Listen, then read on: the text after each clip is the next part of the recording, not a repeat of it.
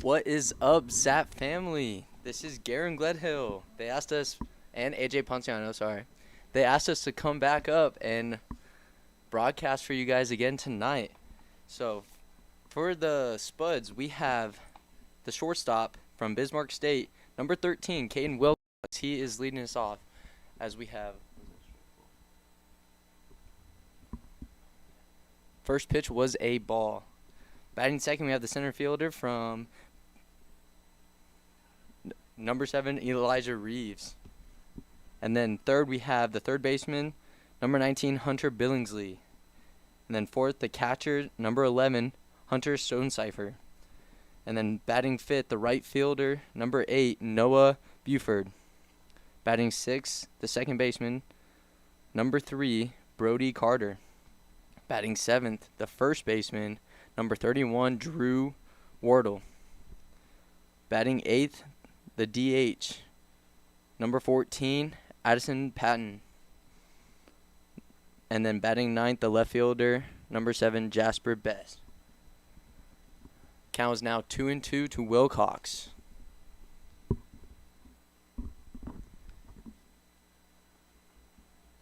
On the bump for the Zap today, Mason Manning. As we have a ground ball to the second baseman, jumps right over his head. That's what we at U-Pike call a Johnny Hop right there for a single.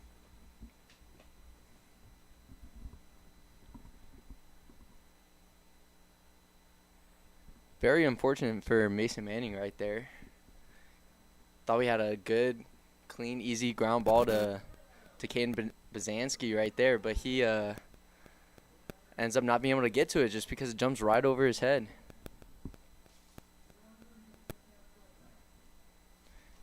And now we have the center fielder, Elijah Reeves.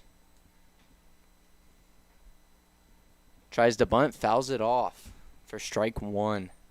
You know, AJ, I had a great time broadcasting yesterday. I don't know about you, but it was super fun. Yeah, I mean, 100% a different experience. Last season I was at school and I was coaching, and then this season now I'm up in the booth broadcasting. I mean, almost doing it all this full calendar year. I mean, last thing I gotta do is now umpire, looks like. I mean, shoot, I'd get back there umpire. But, yeah, no, I've never coached. I mean, I've coached a little bit for, like, younger kids, but I've never coached at this level or anything like that. But I've been hurt so much that I don't mind. Oh, ground ball to Mason Melton. Does not go to second. Goes to first to get Elijah Reeves. Good play by Mason right there. Yeah, Mason had to all he had to do right there is instincts. He could not think about that one. He was playing in on the cut of the grass, expecting Reeves to try to bunt again there. Fortunate enough, was able to get to the backhand on the ball down the line and throw him out at first right there. It does look like that Wilcox did advance to second. You know, I really thought he had a chance at second right there, but Wilcox had a great jump off the bat. He has some good speed and was able to make Mason go to first. So, good base running, but also really good play by Mason. Yeah, and this is Mason's second start of the year for the Zap. His last start, I believe he went 5 or 6 innings. One, maybe 2 runs came across right there. Really good start for his debut with the Zap, and looking to extend it here versus the Spuds. Also, for you viewers watching, we do have 2 Masons on the field. We got Mason Manning on the bump and Mason at third base. Both MMs. Isn't that crazy? We'll try to not get them too mixed up for you viewers, but count was now 2-0 to Billingsley. He swings right back up the middle off of Mason's glove. Wilcox does score. Billingsley rounds first and goes back to first base.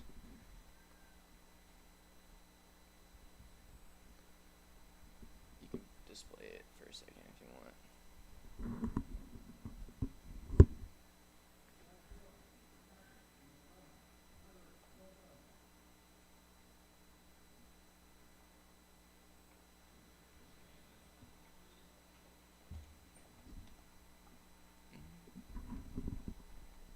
And now up to dish we have the catcher, number 11, Hunter Stonecipher.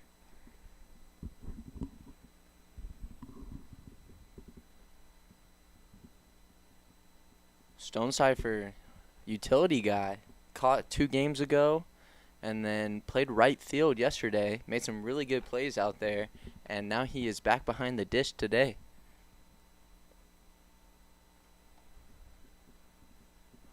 Second pitch was a ball. Count now 1-1 to Stonecipher.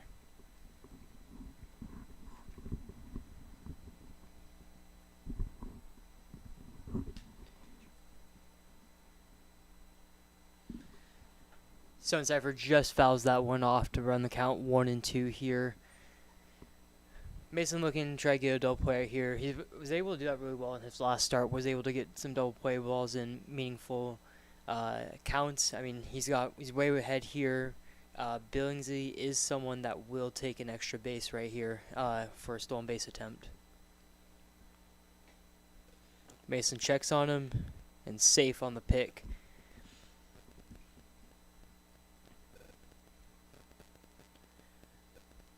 Yeah, Mason really trying to limit the damage. I mean, as least amount of runs that you can allow in that first day and get your offense in there, score a couple runs, especially today being a little earlier game. It's going to be a little bit warmer as that slider looks like is just fouled off by Stonecipher.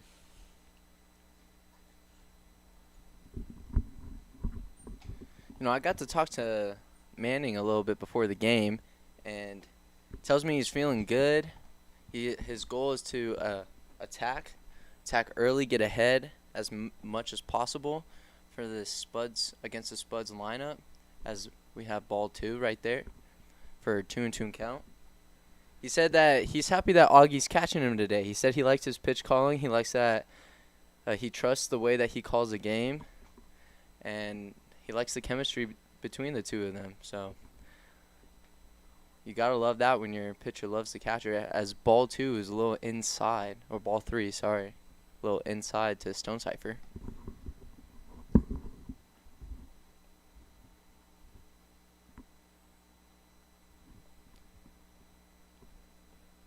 Mason giving a couple shakes, get to his pitch in a 3-2 count. Billingsley looks like he's leaning, potentially could be stealing here. Fakes it, does not take off, but that's ball 4. Yeah, I mean, today, Zap are looking to try to get their first series win here, winning 2 out of 3 versus the Spuds at the moment. I mean, that's just a big confidence booster, winning your first series. I know this is, series number 4 on the year right now, and you haven't won one yet, and that's just kind of one of those things, weight lifted off your back whenever you're able to win a series, be able to take 2 out of 3 from a team, especially on your own home field. As Mason drops a slider in for strike number 1.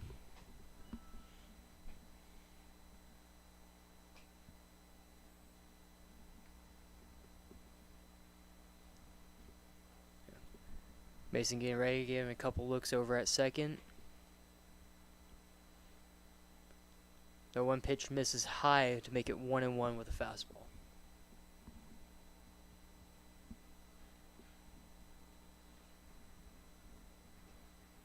Yeah, another day like yesterday. Wind really blowing out towards right field. I mean, directly across wind. Fly balls are really going to die down today again, like how they were last night.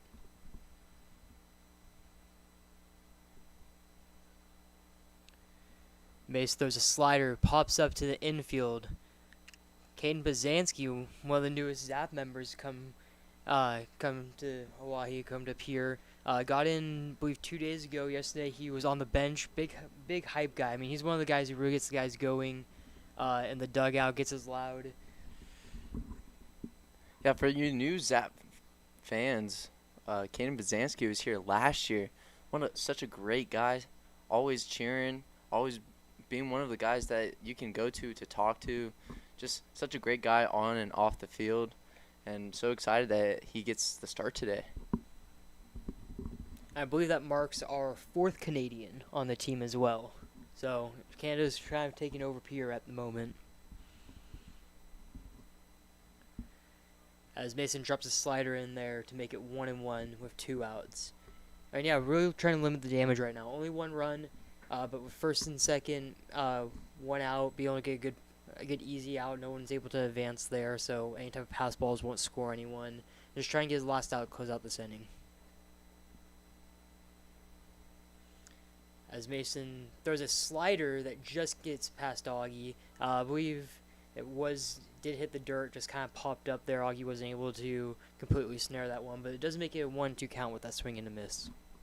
You know, AJ, I actually thought he tipped that for a second, the way that ball bounced up. I thought it was a foul ball, but it looks like we have Bill behind the dish, and he did not agree. He thought it just was a normal pass ball.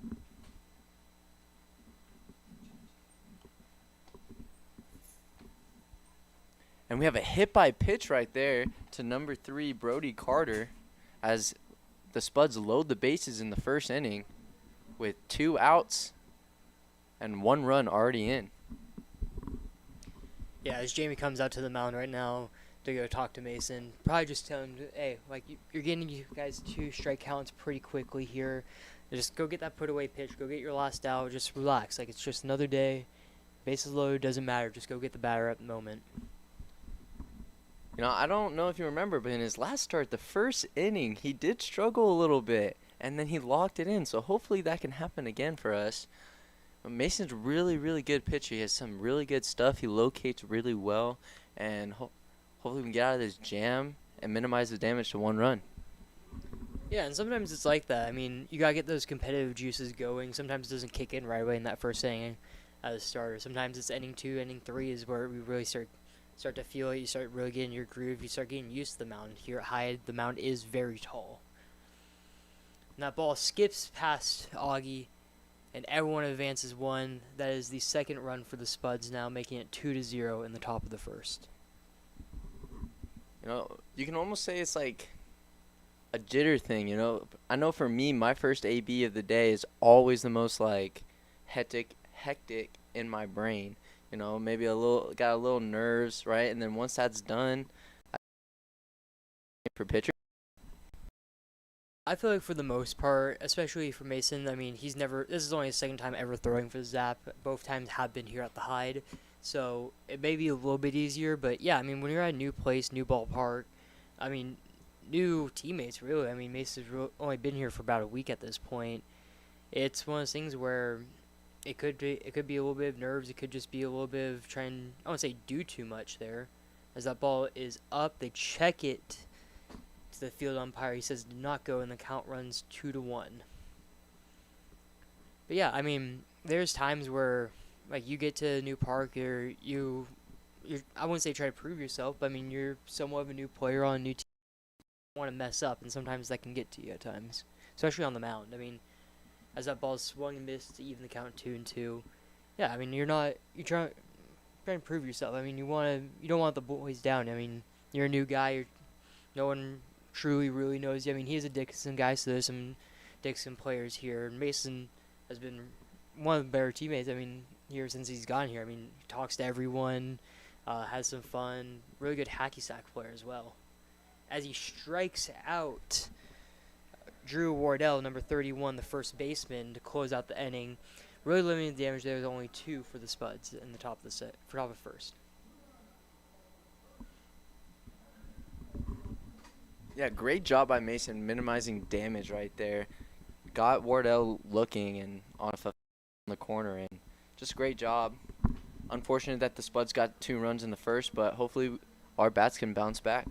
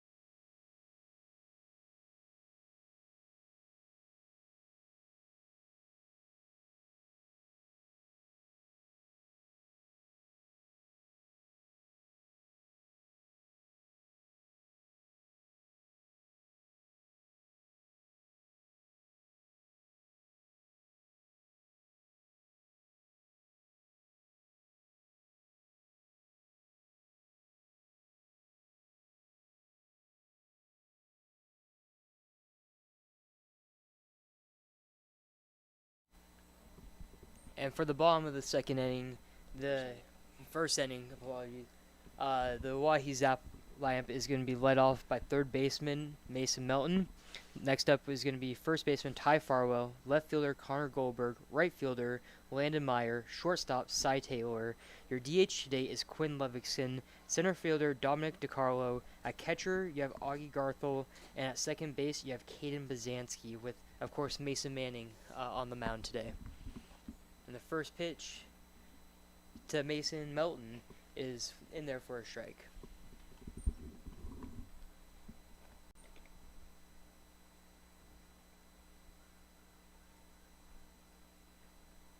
Second pitch, fastball, a little high for ball one. Count is now even 1-1 to Mason Melton. You know, we asked some of the guys today about some words as Mason pops that up in foul territory. Spuds just could not get there. Good hustle by the first baseman, second baseman, and the right fielder, just out of reach.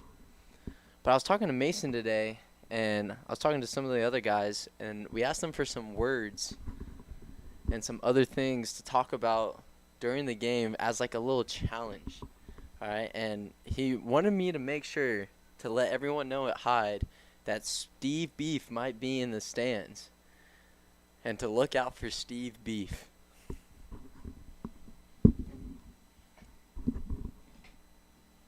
As Mason grounds the ball to shortstop to Wilcox, backhands it, throws it to first on a hop, and the first baseman cannot pick it.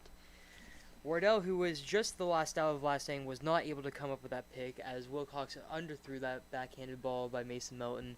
Kind of towards the sixth hole, a little bit was a slow chopper. Not the easiest routine play there, but Mason with a good hustle down the first base line is safe.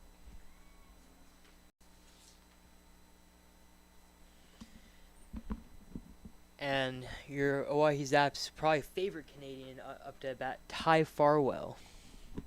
Well, you already know how I feel about Ty and his hip-shaking self as he takes ball one just a little outside. I love his pregame setup, you know, right before he gets in the A or pre-AB setup, pre-pitch setup, however you want to say. Gets a little hip shimmy in there and steps up to the bat as he rips it to right field for a single. Good play by the right fielder to snag that. It was going right down the line. And he was able to just get to that ball and throw it in to stop Ty Farwell from having an extra base hit. Yeah, Ty really needed to see that one fall. I know after yesterday's game he was pretty upset with himself. I think he went 1 for 5 yesterday, maybe 1 for 4. Or it could have been 0 for 4. I know he was very upset about his play appearances. He didn't get his ace swing off. He didn't want to get one there.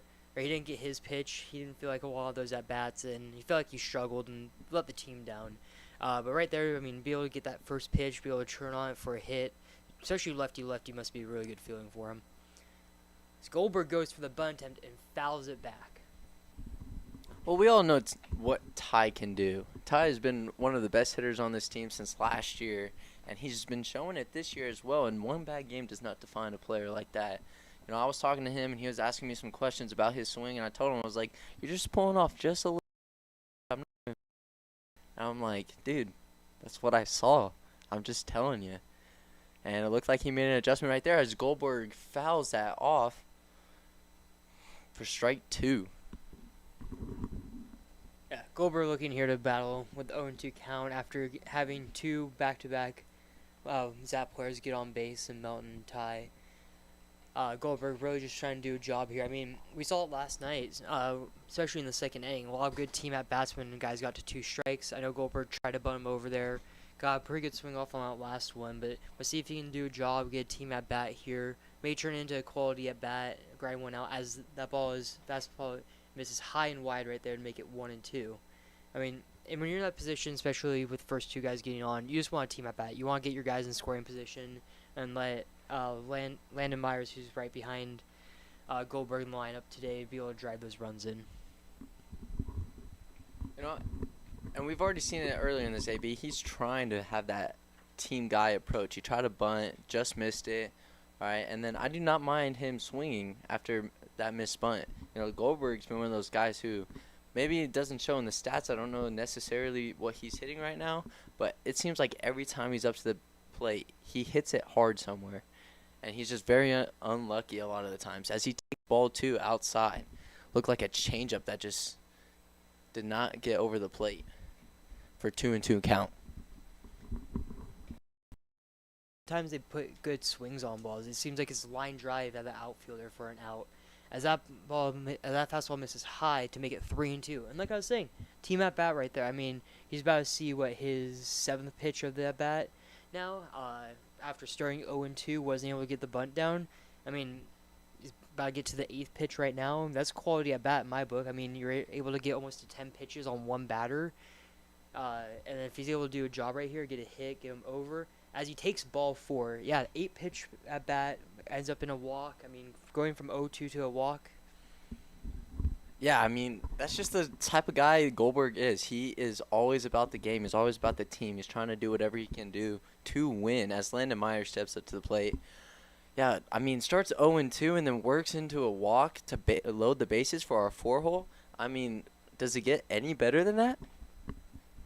Yeah, and I know as a pitcher, I mean, that can be really frustrating. You get a ball in play that you think could have been an out there, then you give up a hit, and then the next batter is now giving you eight pitches, and then you walk him, and now it's bases loaded, no out, and now you're facing the 4-hitter. As the first pitch is grounded to second, Landon goes to second, no play at first right there, as Goldberg does a really good job at a little breakup slide there to throw off Wilcox's rhythm to not be able to make a throw to first. Zap do score a run there to make it 2-1. Landon is safe at first, and Ty moves over to third. Cy Taylor up to the bat right now, and want to build off you for that last AB. I mean, what a great job by Landon Meyer, just like putting the ball in play. Not necessarily the kind of swing he would want right away, but as Cy takes curveball for strike 1. Not necessarily his A swing, but he does a job, scores a run, ends up beating that ball out before Wilcox could throw. You know, just a great job by him and a great job by Goldberg to interrupt that double play real quick as Cy fouls off a fastball to make it 0-2. Now we're at another moment where we can get an RBI right here. See if Cy's able to get to that team at bat approach right here. As he hits one up, dribbler up the first base line. Catcher makes a throw over to first. And that's all you got to do sometimes. Put the ball in play. Now it's a tie game 2-2 as Ty comes over and scores. Landon moves over to second. I mean, yeah, what a great job by Cy right there. Gets the run in. Out, but also what a play by the catcher right there. I mean, I know I'm not necessarily supposed to be a Spuds fan, but I do respect a good catcher when I see one, as I am one myself. And Stone Cipher comes up, grabs that ball, and just rips it on the run to get that out. I mean, that's an athletic play right there. As a pitcher, you get a little dribbler like that, you hope it's going to be an out. It's kind of tough when on the base side, he probably has no chance to get over for that one. And the catcher making a good barehanded play on the run, throw to first, be able to get that out. For the Spuds, that was big right there. Actually, because if that play isn't made, it would be first and second. Run would have scored and only 1 out. As Quinn has a 2-0 count, trying to get his A swing off right now. I think this is Quinn's first time ever DHing for the Zap. He's normally a big utility guy, two-way guy. I mean, he can play anywhere. I know he didn't play outfield last year, but I mean, he did. Didn't he play a little bit outfield last year?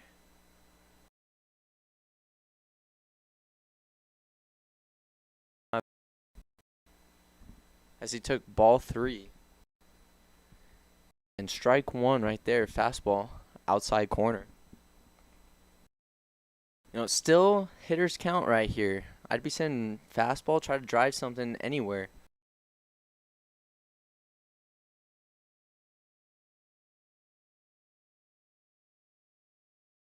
Right now, as Quinn takes strike number 2 to make it a full count.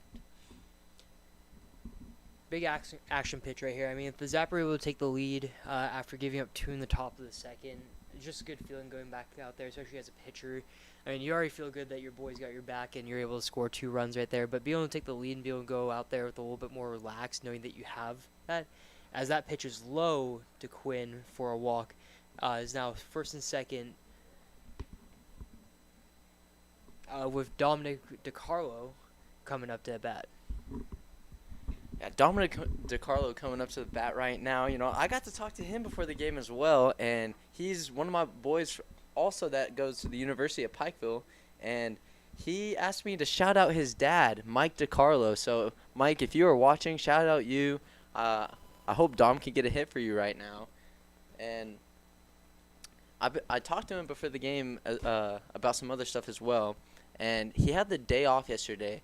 And he necessarily didn't want the day off, but he was glad he had it because he's been playing a lot recently. You know, gave him a little break as he took strike 1 on the outside corner. He needed it for his body. You know, now he's ready to get back after today. He said he's feeling good.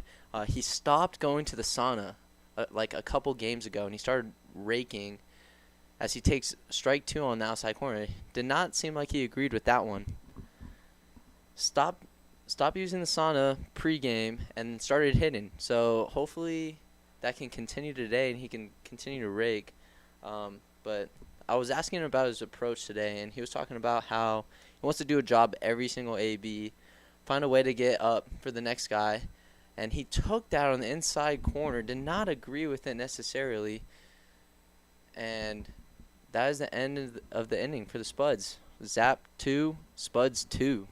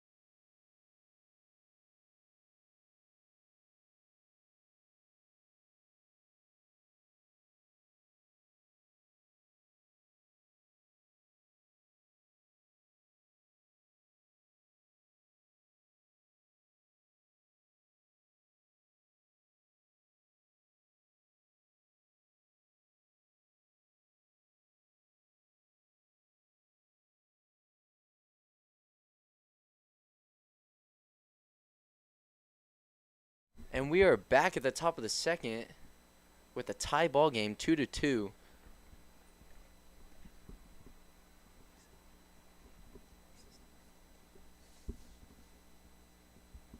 As we have number 14, the DH, Addison Patton, coming to the dish, who is, what I'm noticing is he is also from Nelson University. We do have a couple guys,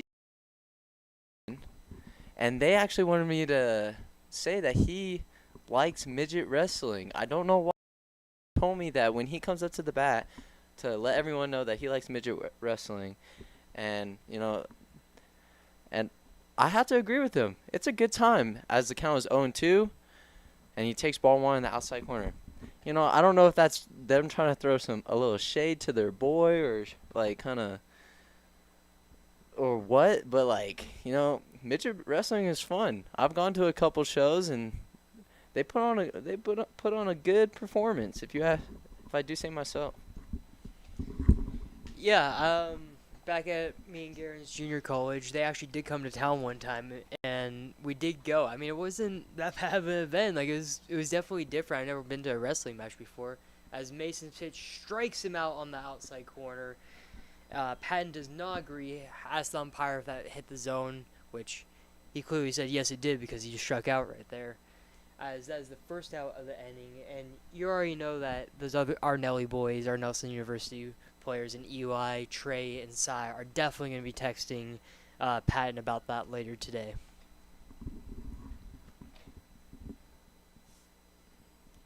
As a left fielder, number 7, Jasper Best, comes up to the dish.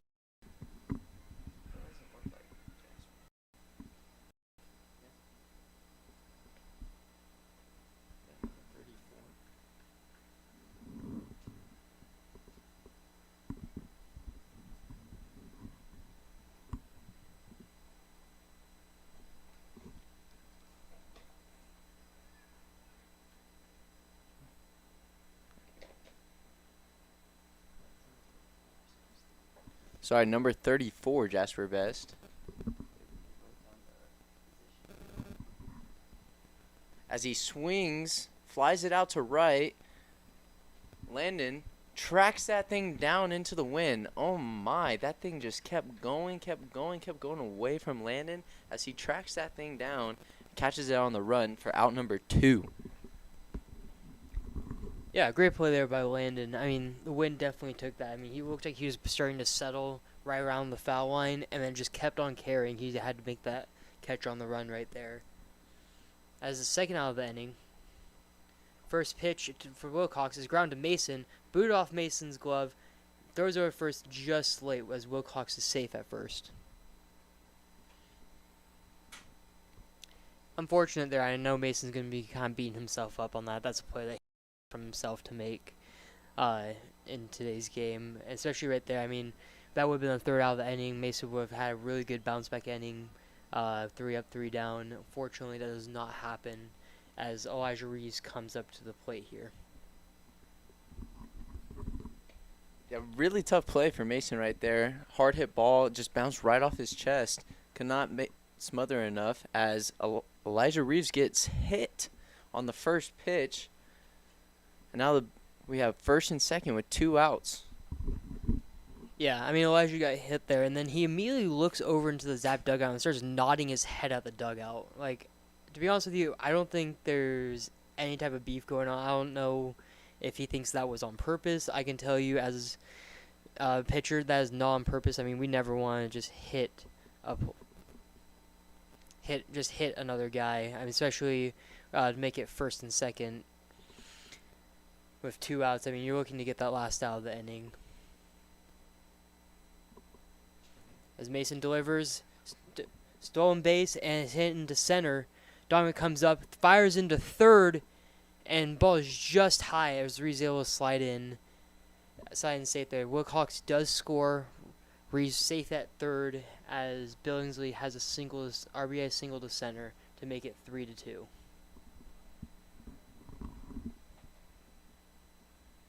I mean, really good attempt for Dominic DiCarlo right there. Just a little high with the speed to make it first and third, 2 outs, with the Spuds leading 3-2. As number 11, Stone Cipher, comes up to bat.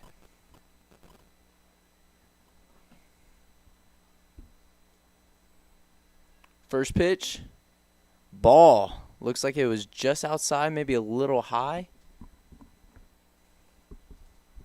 Yeah, and on that was a delayed steal by Billingsley. I don't know if he was trying to get Connor run down. It seemed about halfway he kind of slowed down, and Augie did not throw, so he did take second base. So it's now second and third right there, 1-0 count to Stone Cipher. The 1-1, curveball in there for strike number 1, making it a 1-1 count. I mean, yeah, that was a heads-up play right there by Billingsley. I mean, trying to get a throw out of Augie to potentially score Reeves there. I mean, if he would have thrown, Reeves would have taken off immediately to home, and I don't know if we would have had it guys in position to be able to make that throw back to home. And the 1-1 is grounded to Ty. Ty bodies it like a catcher, almost like a goalie, honestly, in hockey. Corrals it and runs it to the bag himself for out number 3 of the inning.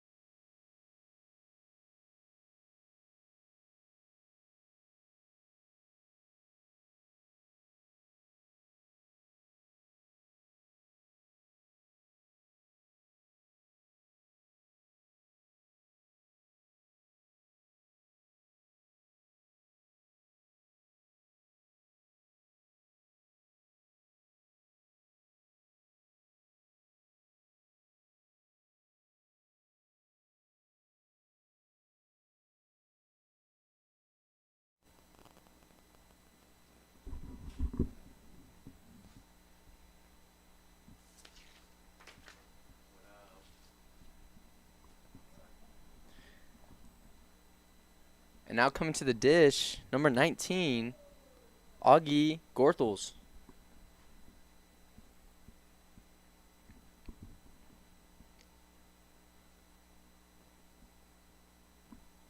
First pitch, he lines the left, tailing foul. Wow, that was a great piece by Augie. Looked like he just hooked it just a little too much down that line. I mean, what a good swing by Augie. I know he's been struggling a little bit, but he's been trying to get his A swing off a little bit more every single AB, and he was on time for that fastball. Well, I guess not on time. It was early. He was ready for it.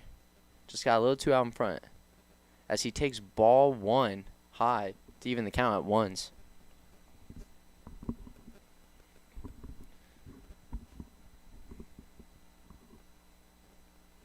As he swings down the line, and it is foul. See, first pitch, he was a little too early. On that one, he was just a little too late. Tail just foul into that wind. Maybe on a not windy day, that is down the line. Count is now 1-2 as Augie battles. Now, let me tell you, AJ, Augie's such a good guy. I met him first day with the Zap, and he immediately one of the kindest guys on the team. A little quiet, but he's super kind as he swings and miss for strike 3. I mean, definitely. I mean, Augie being a catcher also, I mean, as pitchers, we love our catchers. Anything they ask of us, we usually try to do for them because they're out there working their butt off for as pitchers, framing strikes, walking balls whenever we spike them. So, yeah, I mean, Augie was great. I mean, since day one, like Garen said, super kind. As the first pitch to Kim Bazansky, looks like it was a ball, looks like it was a slider inside for ball number 1. And like we mentioned earlier, this is Caden's very first start with the Zap 2026. He is a returning player as he takes strike 1 to even the count at ones. Looked like a curveball right there. And Caden, like we said earlier, is one of the best guys to have on the field. Takes ball 2, curveball in the dirt. Just such a never. He's just never an I guy. It's always about the team. Always. I've never seen him talk about himself. It's whatever he can do to help the team. You know, just such a good guy. Canadian, if I haven't mentioned that already. And just such a good guy. Takes ball 3, another curveball in the dirt. Count even, count full at 3-2.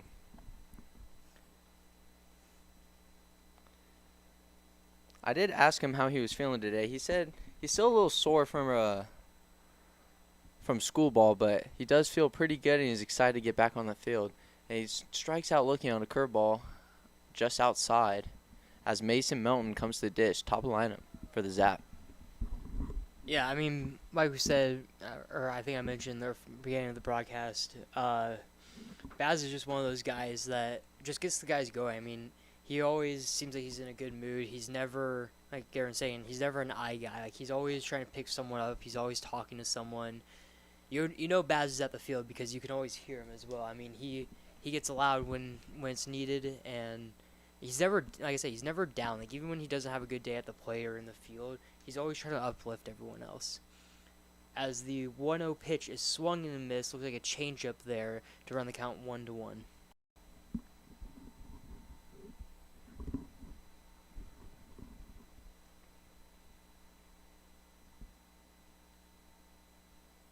1-1 pitch. Mason lines that up the middle for a single.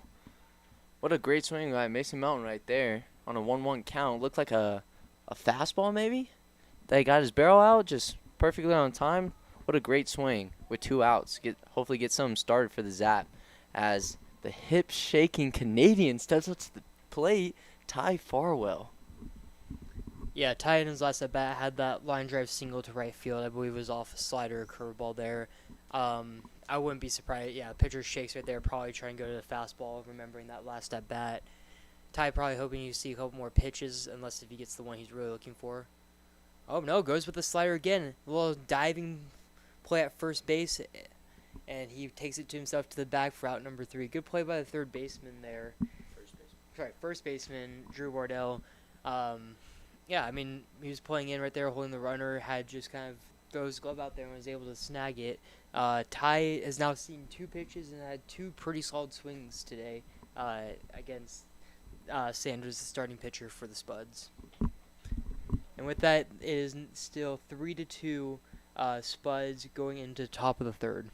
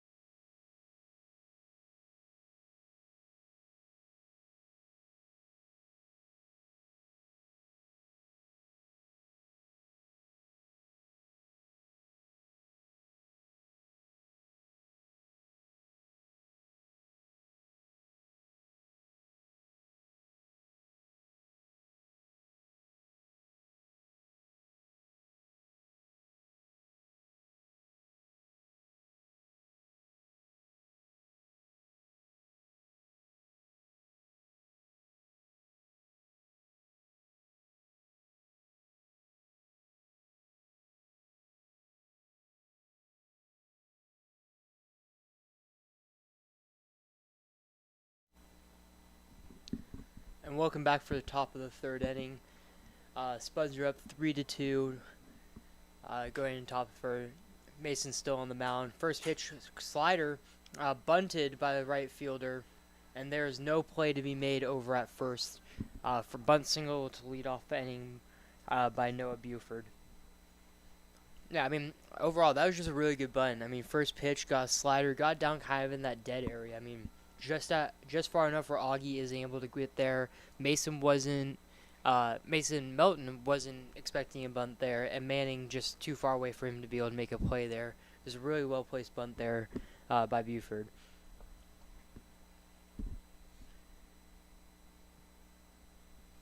Mason's first pitch, another bunt attempt, pulled back, called a ball low right there on that fast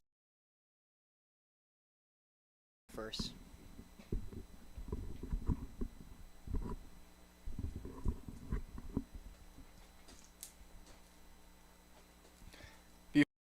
Augie throws.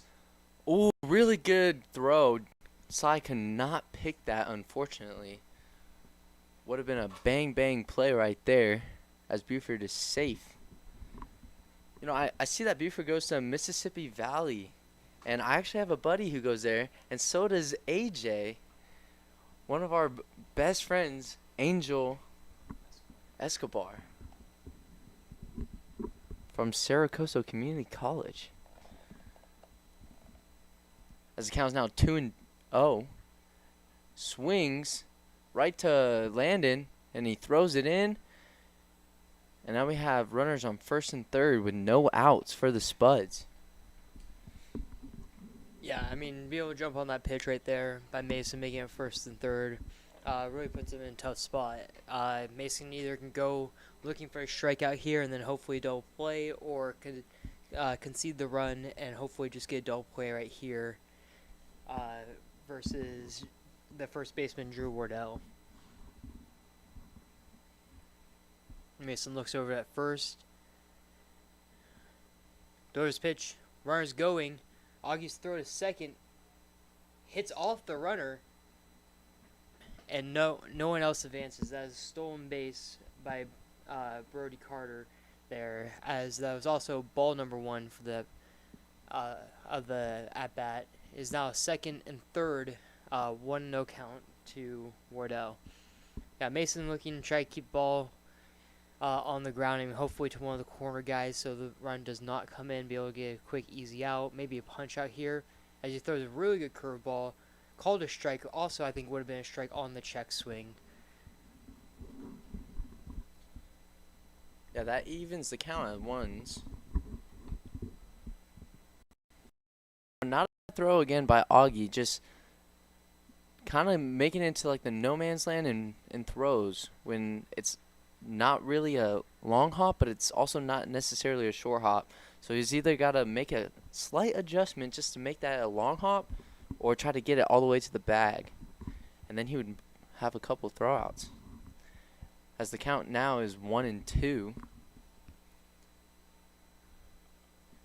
And he fouls that back right to us. Oh my goodness. That ball almost came right through our window.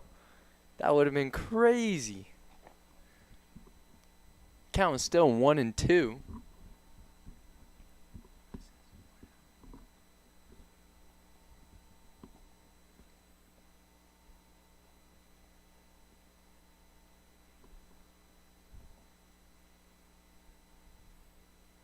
As a fastball just high to even the count 2-2. Yeah, Mason with that high fastball right there really opens up another curveball attempt, or curveball right here. I mean, Wardell didn't look good on the first two curveballs he got for strike one and strike two, so he goes to here. Goes with a fastball on the outside corner to strike him out looking. Wardell is not pleased with that. I don't know if he's not pleased with the call or upset with himself right there on that strikeout looking.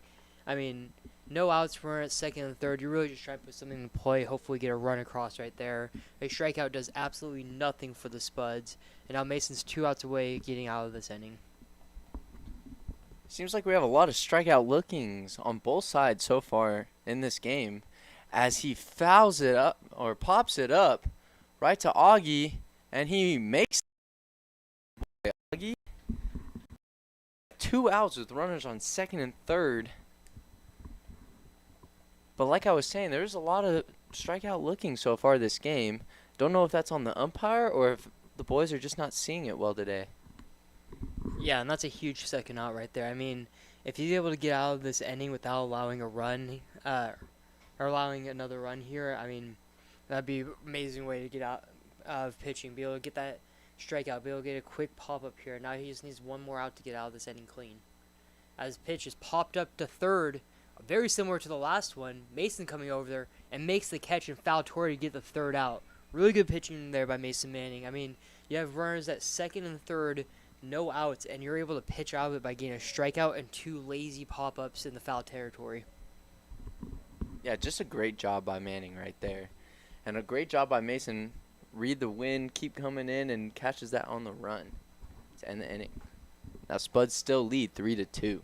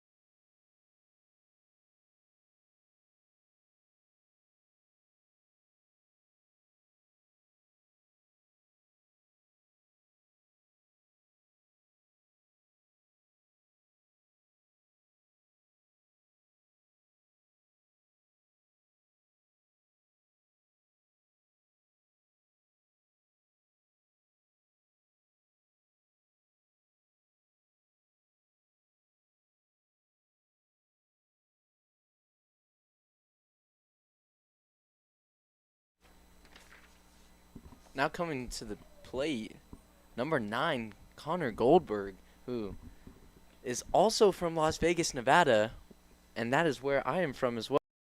Vegas right there. Until we met at the Zap last year and became teammates, and now we're really good friends. So shout out all of CG's family as he swings over a changeup for strike one. Yeah, I mean, Connor's,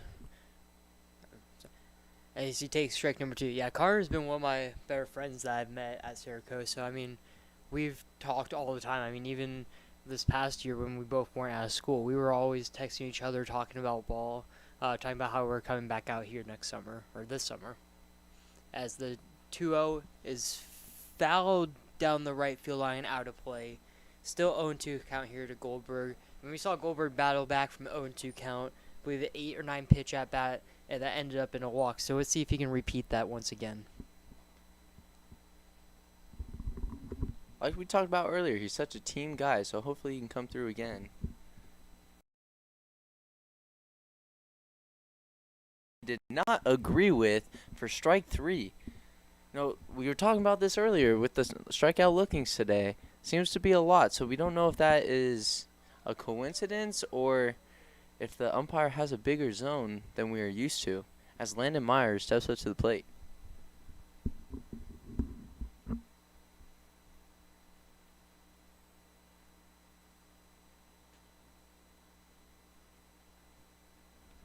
He swings at the first pitch, pops it up to third. Third baseman reads it, and he catches it. Looks like that was Billingsley at third base who made that catch. And up to that right now is Cy Taylor. Yeah, really trying to extend this inning. I know Mason almost had a quick one last inning. It lasted a little bit longer. Hopefully the guys are able to extend this inning and be able to give Mason Manning a little bit more rest. As Ty Taylor hits a seed out into left center, goes right past the left fielder. Cy takes a big turn around first, but does not advance to second, as Reeves does a great job backing up that play and be able to get that throw in very quickly. Yeah, what a great swing right there by Cy, and an even better backup by Elijah Reeves, which Cy was looking to stretch that into a double and just unfortunately could not because Reeves got that in so quick as Quinn steps up to the plate.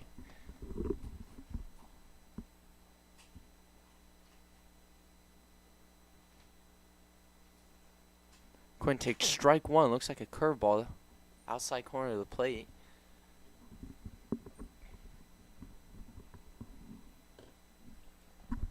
Yeah, the lefty-lefty matchups right now, it seems like the pitcher's going to a lot of off-speed pitches, a lot of sliders or curveballs, as that's another one. Quinn goes the other way with it, kind of floating towards the dead man's area, and just goes foul, which is surprising because the wind's blowing the opposite way. So there's a lot of spin on that ball to make that one go foul.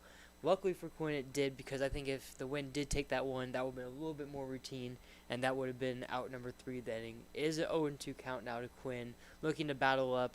I mean, Quinn's one of those guys that he can really drive the ball to left center, and they've been kind of giving it to him, to our lefties, these last couple games. I mean, really anyone. I mean, they've really been shading towards right field. If Quinn's able to get his hands extended, he can definitely get one out there towards that 383 sign over in left center. Well, it's just unfortunate with this wind right now. The wind makes it hard for you to think about going oppo as a lefty, you know? Like, I'm thinking, like, I'm in right now as a left-handed hitter. Like, I'm looking to pull the ball, right? And I'm thinking that's what a lot of our lefties are doing. So they're just pulling off on that off speed. They just got to stay on top and still drive it. And maybe be even a little bit more selective. Try to find a hanging curve or one that's inside as Quinn fouls it back for strike 2.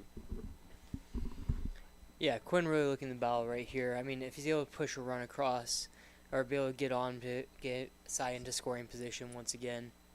As he hits the ball high into center field, Wynn taking it, Wilcox out, and he makes the catch just into the outfield grass, about 10-15 feet into the outfield grass.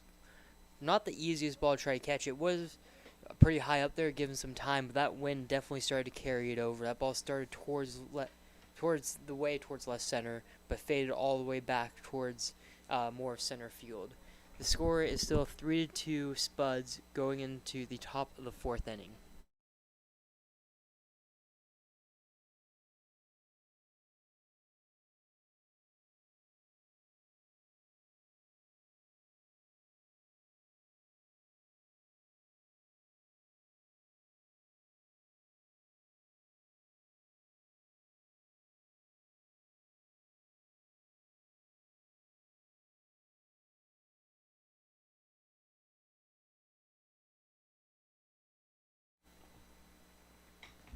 Just want to give a quick shout out to one of our sponsors, Speedway Laundry in Fort Pierre. So thankful that you sponsor us in the Zap, and we're so grateful for everything you do for us. Again, Speedway Laundry.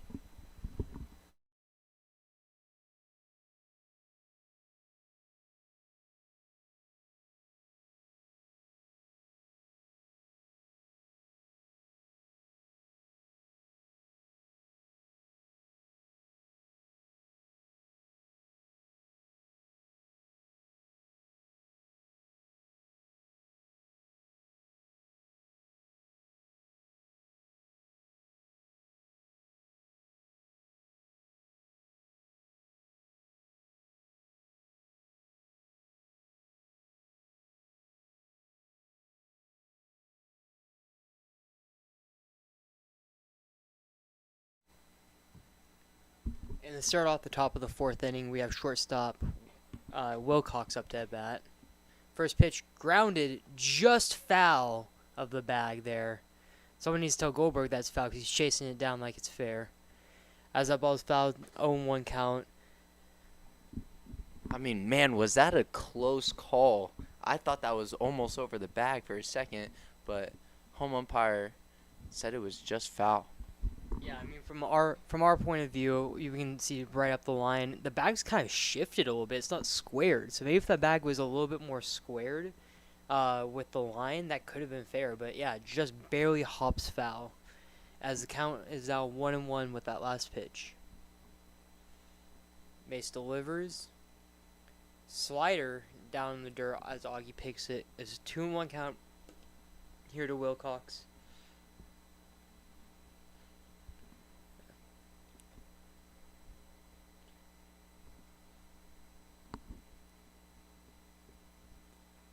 Wilcox hits a ground ball, side Taylor. Side comes up with it, throws it to first for out number 1 of the inning. Yeah, it seemed like right there Mason, I wouldn't say he was trying to pitch around Wilcox, but after seeing how hard that ball was hit down the line, just foul. Maybe he was trying to go some off speeds there, trying to nibble around the zone. And after he got to 2-1 count, I think he just said, I gotta go attack him and just let him put it play, let my defense work. And now we do have the beer batter, number 24, Elijah Reeves, up to the plate. Strike one, curve outside corner. Great pitch to start off the AB right here. Elijah Reeves is a tough strikeout, though. I will say he does not swing and miss very often.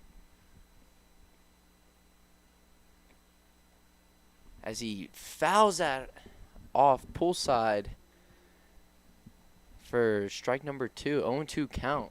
Could this be one of the few times we see a swing and miss from Elijah Reeves? Yeah, Reeves has always been a tough at bat. He always finds ways to just put the ball in play. As the pitch is hit towards right field, it is foul. They're chasing it, and the ball goes out of play for a foul ball. The count still 0-2. I mean, yeah, Reeves is just one of those guys. He shortens up. He just tries to put the ball in play. Very quick player, so he knows when he hits a ground ball, he always has a chance to potentially beat it out, especially if it isn't one that's super routine. If guys got to go to backhand, forehand, or charge it, or even if it's just a high chopper.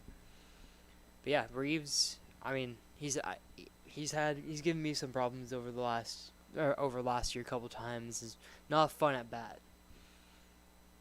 As the 0-2 is taken for a ball. We've seen that call a couple times for a strike. I mean, that's one that I think the fans are begging for, the pitcher's begging for. I mean, that's right there. Even Reeves kind of looks over at the dugout after the Zap players kind of celebrate, thinking that was strike 3. I mean, the fans could be a little biased right now, especially, but they sounded like they wanted that as Reeves rips it up the middle. You're saying Reeves is a very tough out as he got a curveball outside corner, and it looked like he just flicked his bat and still put a really good swing on it for a line drive single to center field. As now we have number 19, Hunter Billingsley, up to bat. Another tough out. Yeah, Billingsley, another tough guy. I mean, he's someone who can really hit the long ball. As Reeves tries for second and steals second. Yeah, Augie's throw just on the other side of the bag, just late. As Gary was saying before, just kind of in that no man's land where it's kind of hard to pick it, and it's not quite there on the fly yet. As Reeves takes that bag with 1 out, that pitch was a ball as well, so we're in 1-0 count. I was saying, Billingsley's one of those guys, like, if you leave a fastball in the middle of the zone, you could probably ask the umpire for another one. As the pitch comes, is taken for a ball on the inside corner. Mace had to clarify with Augie, kind of give him a look there to be able to confirm that that was a ball. That was a really close pitch. Again, another one that we've seen called a strike today, and it seems like these last 2 at-bats kind of has been reeled back in. As the 2-0 is up high for a ball there. Yeah, in 3-0 count, I wouldn't be surprised if Billingsley is swinging here. I mean, he's known to be able to put some good swings on fastballs in the zone. This is a fastball count at the moment. I wouldn't be surprised also if Maine throwing a curveball here for a strike.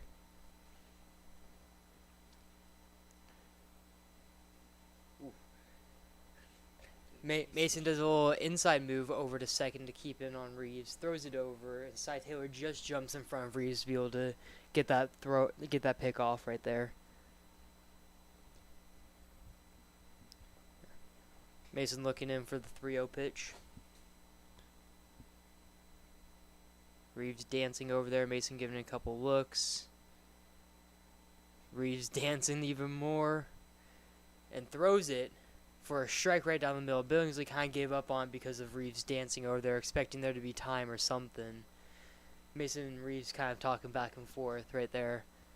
Yeah, I mean that's Reeves' game right there. He's just trying to really get in your head. I mean, he'll do that all the time. He'll jump around. I mean, you just kind of let him do that every once in a while, and he's not going to go anywhere once he starts doing that. 3-1 pitch is down low for ball 4. Is now first and second with that walk to up to at bat.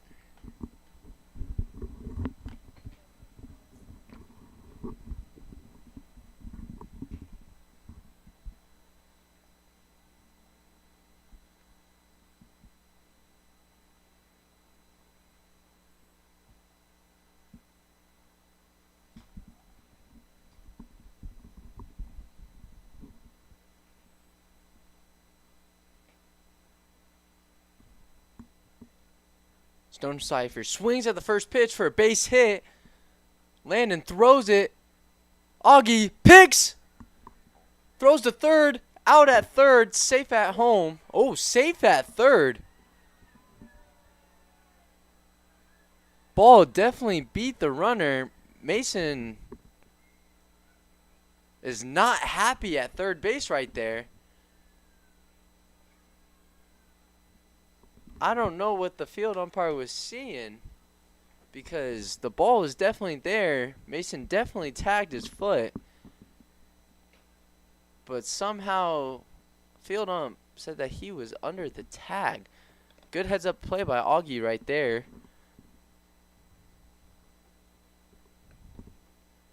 Unfortunate for the Zap. Yeah, and Jamie giving him peace of mind to the field umpire. He's asking field umpire if he can even talk to the home umpire to even discuss it at home, and the field umpire is just saying no. He's very confident about that call. And to be honest with you, I'm not going to be questioning umpires up here because I'm still playing, but I don't believe that he was safe at third. That throw beat him by at least by a step and a half, slid right into Mason's glove. And Mason's still not happy about it. He's still letting the umpire know. And yeah, I mean, Jamie just trying to calm down his pitcher, be like, hey, like, we know it's out. Everyone in the dugout knows it's out. The fans knows it's out. Even the broadcast up here knows it's out. And there's still no talk about the both umpires getting together to look at. As it looks like they are going to Ridge from Ridge, as we like to call him, as he is a Fort Pierre native. Ridge coming in to relieve Mason Manning, who overall had a good start. I mean, right there, that would have been a second out. Who knows, he could have been able to have a little bit longer leash if that was out there and be able to go a full 4 innings. But he finishes it at 3 2/3. He is still responsible for the runners at first and third as Ridge warms up.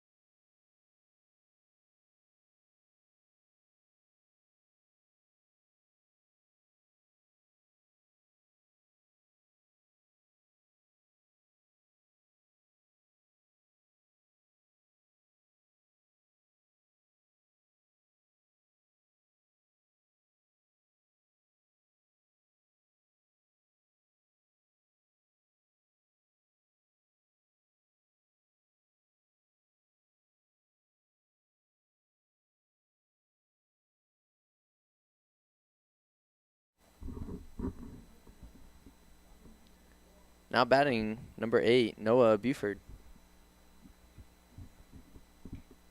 First and third. 1 out. Buford takes ball 1 inside fastball.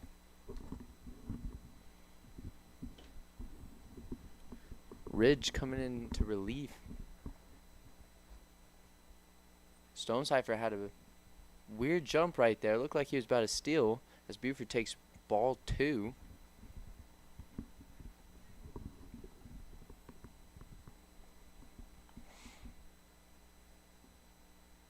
As he delays steals, Augie throws to second, and it gets by both Caden Bazanski and Cy Taylor. As Stonecipher goes to third, and the run does score. Not a bad throw by Augie. Just ends up getting by Caden and Cy. As ball 3 gets past Augie, and Stonecipher scores. Scores now 6-2, the Spuds. Yeah, and this is one of those innings that the Zap have had the last couple of weeks. It's that big inning right there in the middle. Being able to try to limit those. I know it's only 3, but that is doubling the score for the Spuds. As that makes the count 2-2, right? Or 3-2, as the umpire points to the scoreboard operator. Yeah, I mean, being able to limit this. If they can keep it at 3 and nothing more, and this be the big inning, that would be an improvement, but not exactly what we were looking for. We were hoping that Ridge would be able to come in and get those final 2 outs, maybe only allowing 1, or potentially could have got a double play there. As it is still full count with that foul ball.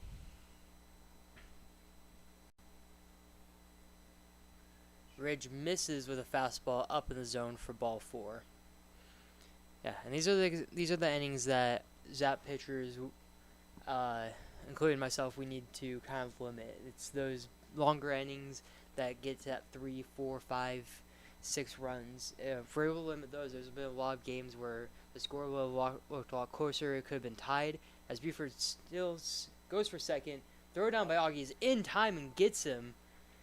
Umpire calls Noah Buford out at second base on that stolen base attempt, and that makes it the second out of the inning. So that walk is immediately erased by Augie. Great throw by Augie, being able to make that adjustment like we were talking about, right on the money, right on the bag. Yeah, just a great job by Augie right there to help Rick the Zap out, get that out real quick to make it 2 outs on the inning. As we have a 2-0 count, 3-0 count.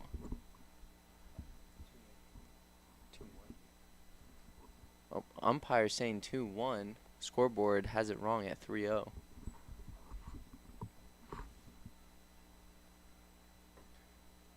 As we have a check swing, no swing to make it 3-1.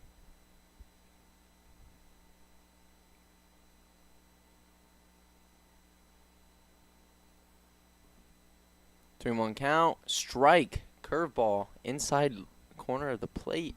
Good pitch by Ridge to make it full count 3-2.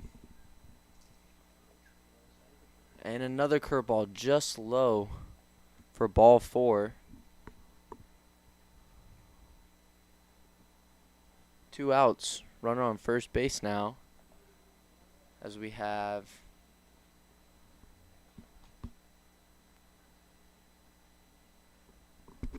Drew Wardell coming up to the dish, number 31. As the runner steals, Augie throws, and no pick by Caden Bazanski. Just another in-betweener. Augie just could not get the ball all the way to second. Good try, though.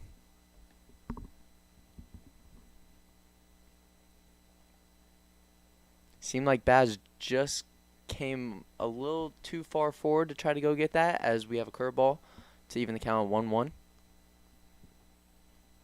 Good attempt, good throw. The throw definitely would have beat a good transfer by Augie. Unfortunately, Baz could not pick him up, as we have a swing and a miss on a curveball to make the count 1-2. Yeah, and Ridge is really bouncing back right now. I mean, he's been one of the better Zap pitchers this year. He has a 1.27 ERA going into this outing, and I believe leads the team in innings as he strikes out Drew Wardell right there on a fastball in the outside corner for out number 3. Zap go to the bottom of the 4th inning, down 6-2.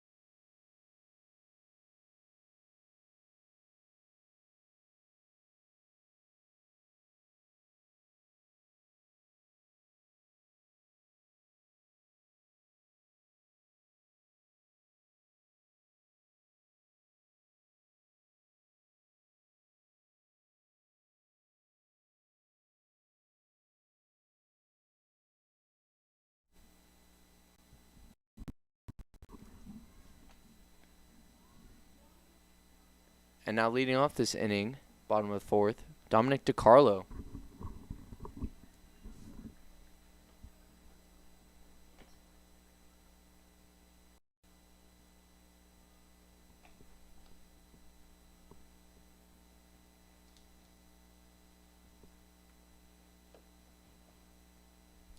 Foul ball and fastball, straight back.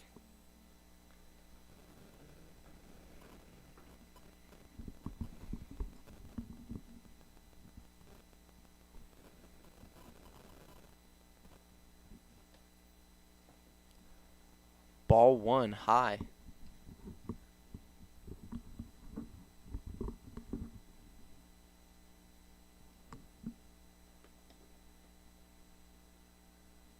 Dominic struck out looking his last AB. Hopefully he can turn something around as he puts a good swing on that. Fouls it straight back over Hyde Stadium. Oh, actually hits Hyde Stadium to make the count 1-2.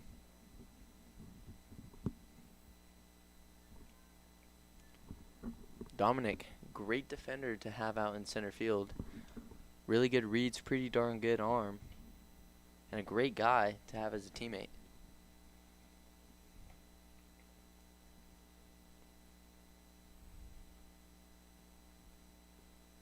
As he takes ball 2 a little high, says Bill.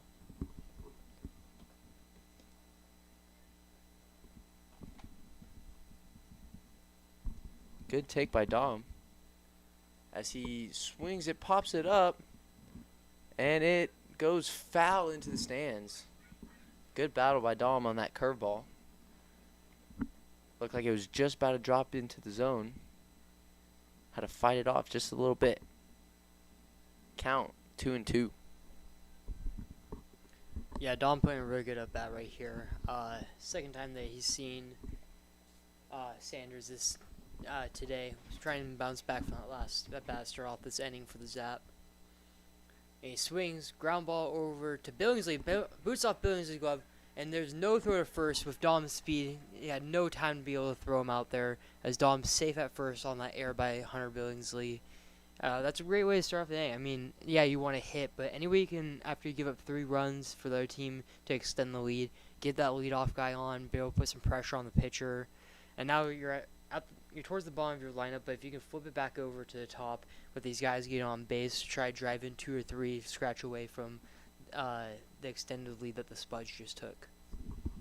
Yeah, Dom, a great guy to have on base and no outs. Put a lot of pressure on the defense as Augie fouls off the first pitch. Looked like a fastball. Yeah, Dom can put some pressure on this defense. Try to make him make another error. And if Augie can do a job by moving him over, that'd be fantastic for the Zap. As Augie rips it down the line, Dominic rounds second. He does not go to third. As left fielder had a good jump, got the ball in very quickly. I do believe that is Augie's first hit for the Zap, if I am not mistaken. Ripped it down the line, right over the third baseman's head.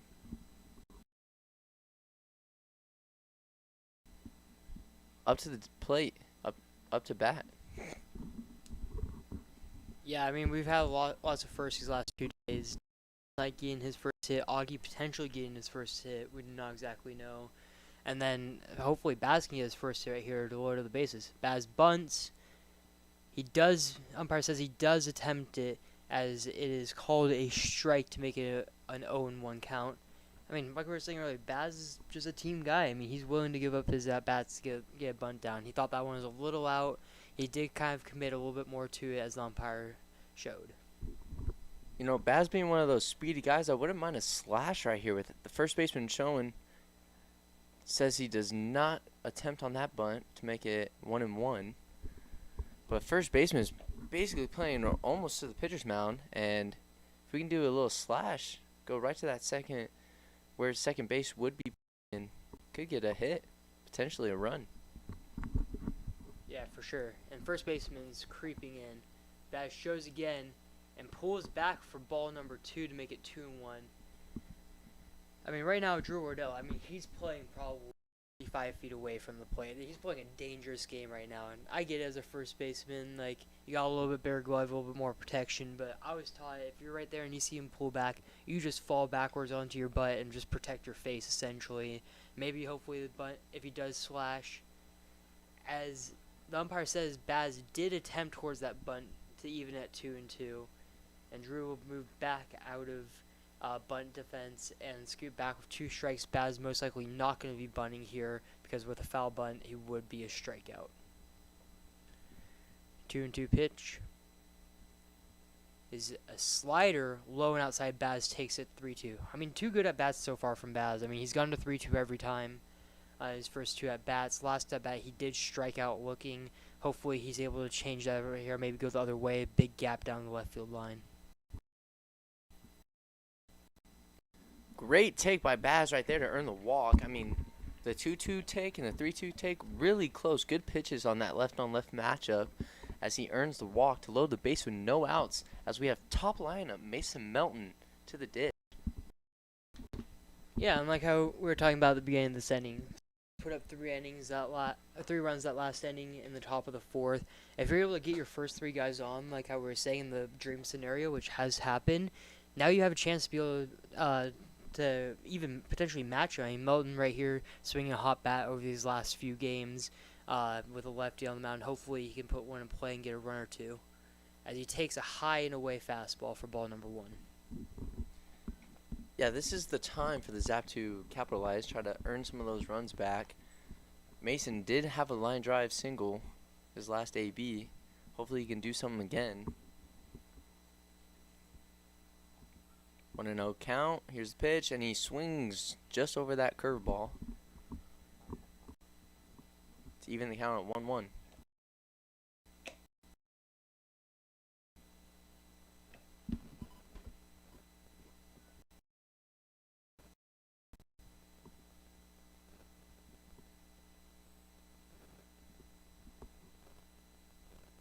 Mason fouls it to right, and it's out of play for strike 2. You know, bases loaded, no outs, 2 strikes. Now it's really time to fully simplify. Do anything you can to put that bat on ball and put it in play. Yeah, and Mace is one of those guys who doesn't strike out a lot. I know he did early in the year, but he was going through some stuff with his swing, some swing changes, going to wood bat from metal bat in the season. And here he pops his one up towards left center, tracking over his left fielder Best, makes the catch. Dom tags from third and scores as Mason Mellon hits a sacrifice fly to push it to 6-3 Spuds. Yeah, what a great job by Mason right there, just to simplify his approach, find a way to drive that ball into the gap just far enough so Dom can score to shorten the lead that the Spuds have on the Zap. And now we have, you already know, my favorite hip-shaking Canadian, Ty Farwell, up to bat with runners on first and second and 1 out. You know, yesterday, Ty had a little rough of a day, and he said it was because he did have maple syrup. You know, this time he said he did not have maple syrup today, and he already does have a hit as he takes strike one, curveball. Yeah, maybe he took some advice from Dylan. I mean, Dylan had a couple hits yesterday, and he was another Canadian didn't have any. As he grounds it to second, over to Wilcox to first for double play to end the inning. You know, maybe maple syrup isn't the plan here, but you know, Zap do put one up to make it a 6-3 ball game.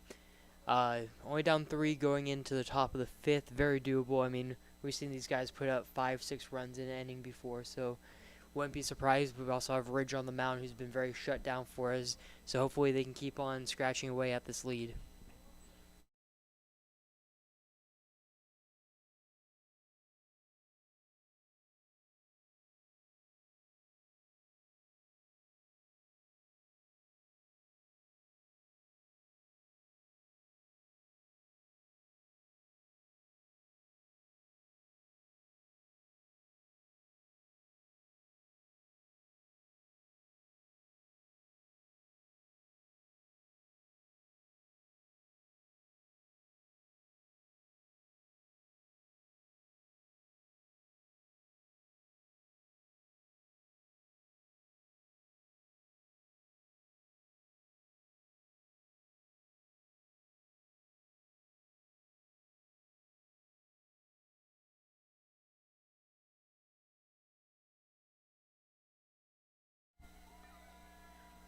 And we'd like to give a shout out to one of our longtime sponsors, the Long Branch in downtown Pier. Long Branch has been feeding the Zap fans and players post game for the last couple of years, at least where I've been here, as long as I've been here. Long Branch always giving us some of the best food, always asking if we need more, always doing the most that they can to help us out each and every game, after each and every home game with meals. So if you guys haven't gone to the Long Branch or plan to go to the Long Branch, they're open every night, every day. I go check them out. They've been feeding us all the time. Well, thank you, Long Branch.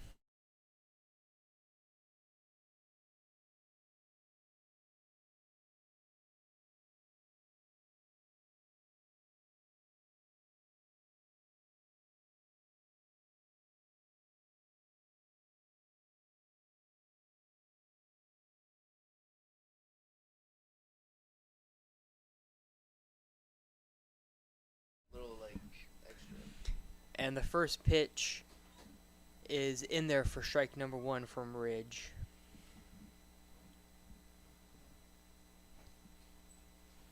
The 0-1 is swung in a miss slider there by Ridge. Really good pitch out there, making it 0-2. That swing and miss is we have Addison Patton up to the bat right now. And he checks swings, a fastball up in the zone, and the home umpire says that he wins a strikeout for Ridge for the first out of the top of the 5th inning. Yeah, really good pitch by Ridge right there to strike out Patton. And we have 1 out here in the top of the 5th with Jasper Best coming up to the dish.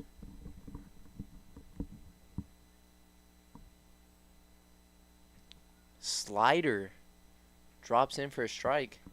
0-1 count to Best. Another slider ripped down the line. Foul out of play for 0-2. Ridge working pretty quick right here. Already waiting for best in the box. 0-2, fouled off. Looked like a fastball right there.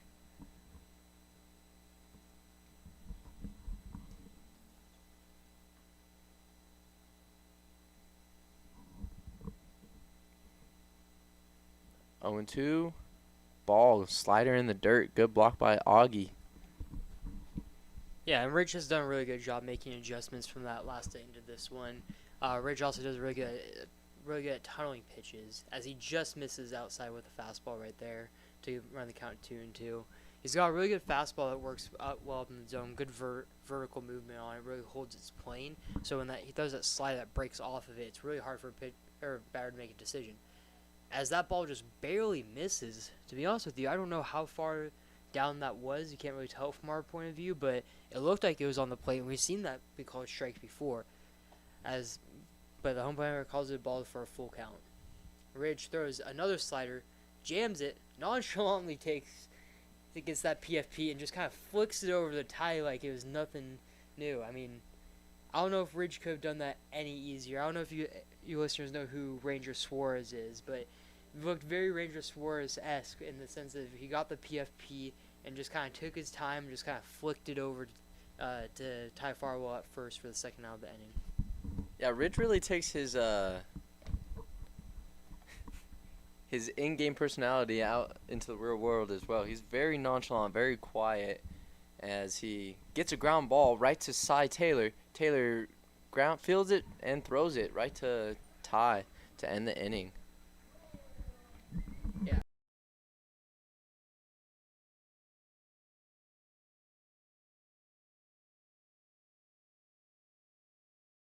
And hoping to wake those bats back up, maybe chip away and get another run in the bottom of the fifth.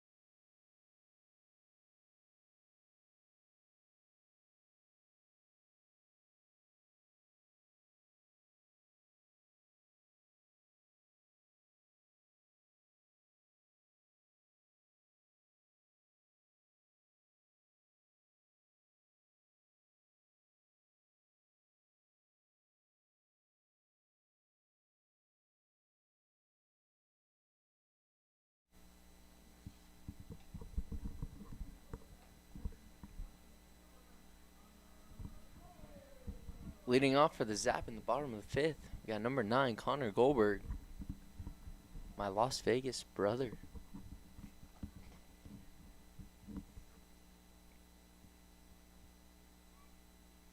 As he swings at the first pitch, good play by the second baseman, snags it and throws it to first for the first out. Just like we were talking about earlier, a lot of hard hit balls for Connor Goldberg that just end up being outs. Yeah, I mean, it seems like also second baseman for the Spuds. He's been, I think Wilcox was also over there earlier in the first series, but The second baseman and really middle infield for the Spuds have been playing great defense all year. At least the last series that we played against them at the beginning of the year and this series, they've been pretty locked down there. Not many errors and a lot of really good range. Balls that are hit the right or left, be able to go make that play and get that out at first.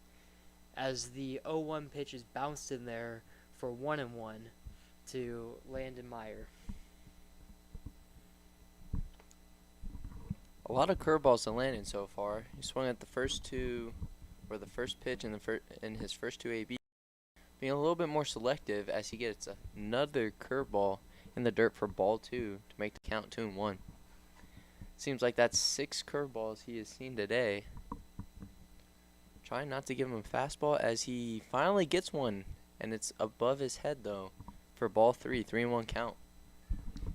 Yeah, like how we mentioned before, lefty, a lot of curveballs, a lot of off speed, and then tacking with fastballs late. As the pitch is hit down the left field line, as third baseman Billingsley was shifted over more towards the hole, expecting Landon to pull the ball there. Landon goes the other way for a single down the left field line right there to lead off the Zap offense. Now to bat is Cy Taylor. You know, we were talking about Cy last night, how he can be a little bit more of a pull hitter at times. I mean, if he's able to keep the ball low and pull, that entire left side of the outfield is being covered by one man. It almost looks like Reeves in center field is playing almost slow pitch softball like with 4 outfielders, how you'd be playing right center, and really just leaving his left fielder Best all alone over there. As the 1-0 pitch misses low to make it 2-0 to Cy Taylor. It looks like a changeup right there.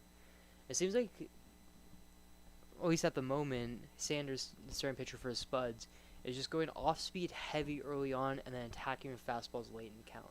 As he gives Cy a fastball, pops it up to the right side, and is out of play foul.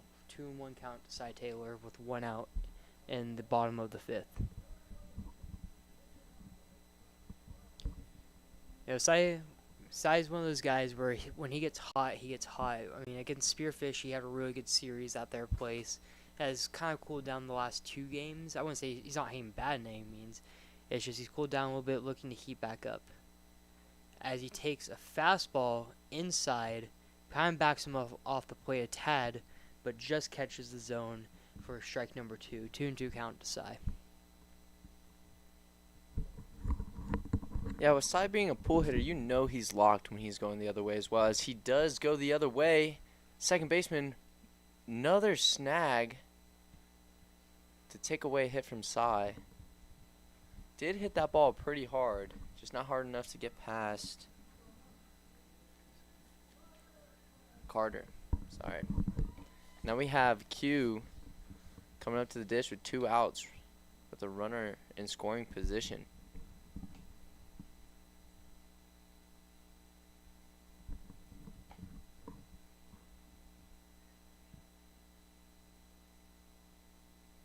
As he swings at the first pitch, curveball, and Carter tracks it down. Not a bad swing, just probably off the end of the bat a little bit for the DH.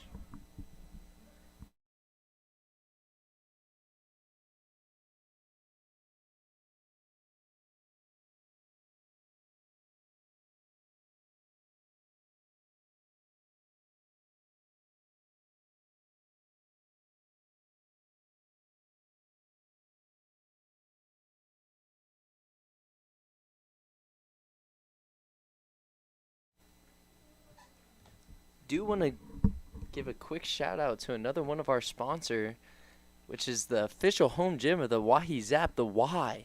So grateful to be able to go work out at the Y every single day. Such good equipment. I always see a lot of Zap players showing up and getting their workouts in. Great way to stay in shape during the season, during the summer season, and just a great way to hang out.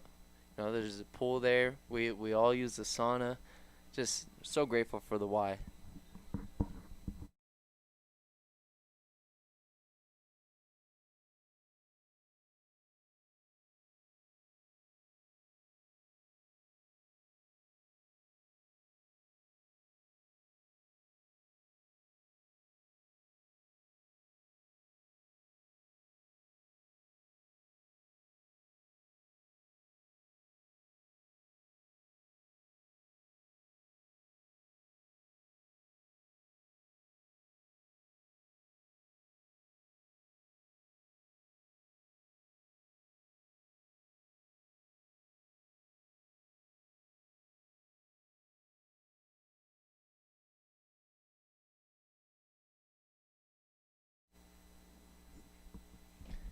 And now batting number 7, Elijah Reeves for the Spuds.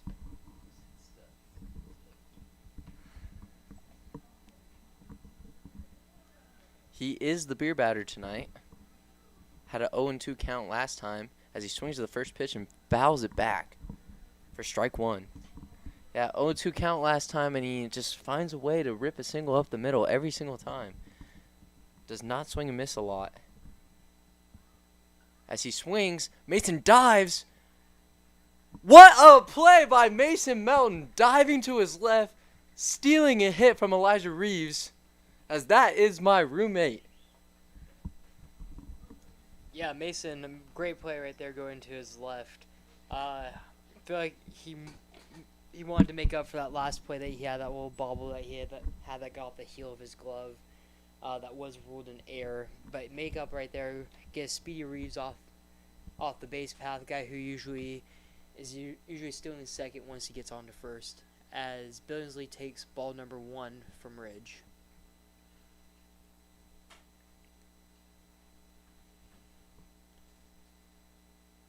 And Ridge throws a slider that just misses the outside corner to make it 2-0. You know, Ridge is probably would be surprised attacking with a lot of off speed here. That is something the Zap have been able to do a little bit more in the series, to be able to get guys out in front and get quick outs. As the count goes 3-0 with another slider that just misses outside.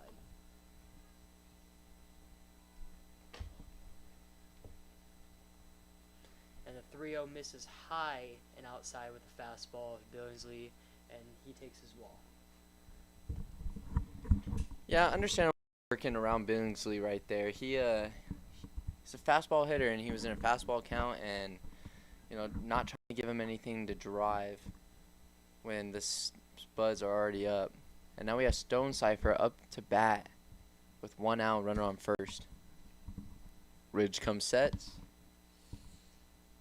First pitch, curveball. And home umpire Bill says that Stone Cipher did go to make it 0-1.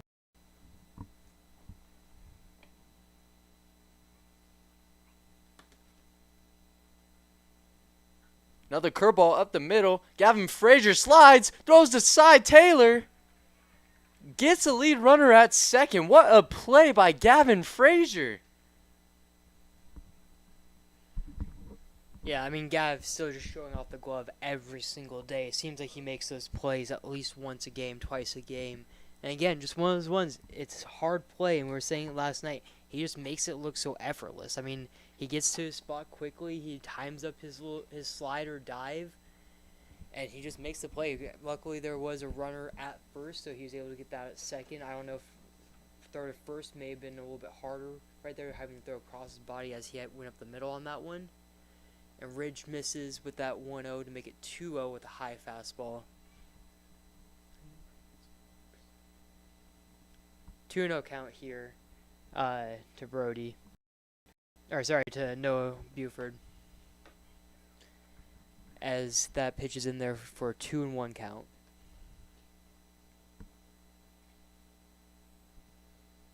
Ridge hoping to get out of this inning with another 0. We get the Zap back in the dugout. Pitch comes, slider, swung on and fouled straight back. 2-2 count here. Now Ridge trying to get a strikeout right here. I believe he also leads the Zap team in strikeouts so far this year. Looking to get one in this 2-2 count. So Cypher takes off for second, and the ball gets to the backstop. So Cypher takes a large turn at second, but does not go anywhere else. I think that will count as a stolen bag because there's a good chance that would have been a really close play, but that ball did get to the backstop. I am now noticing that we have a couple defensive changes as Landon Myers at first base, Gavin Frazier at second base, and Ty Farwell moves to behind the dish. In the outfield, looks like we have Dylan Bowie out in right, and everyone else is the same. We have 3-2 pitch. Curveball, swings and miss for strike 3 as Ridge gets out of the inning.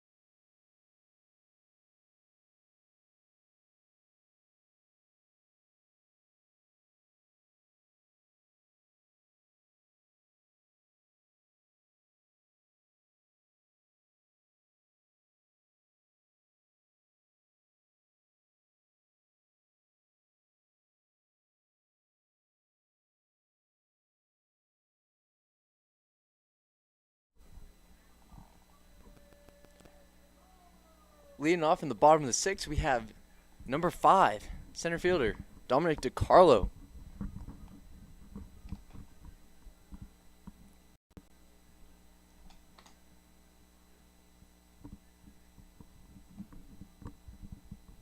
Dom waits for the pitch. As he swings at the first pitch, Wilcox tracks it down. What a good play by the shortstop Wilcox to stop the speedy runner, Dominic DiCarlo, getting on base. Not a bad swing, just a little off the end of the bat as number 7, Dylan Bowie, comes up to the plate.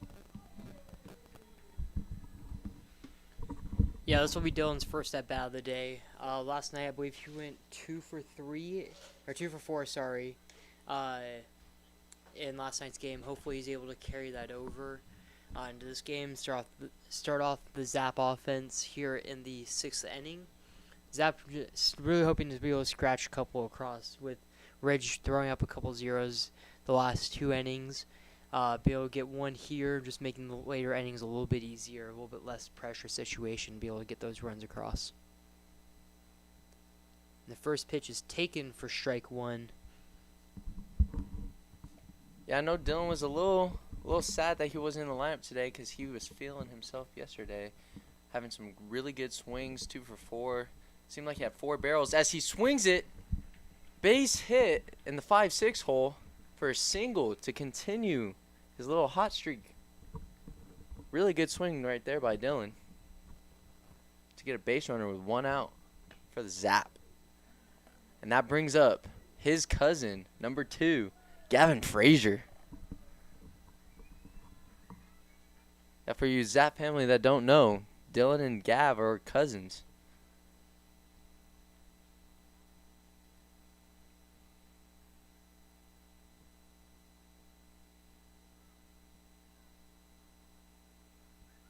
Gavin waits for the pitch. Takes a curveball low for strike 1.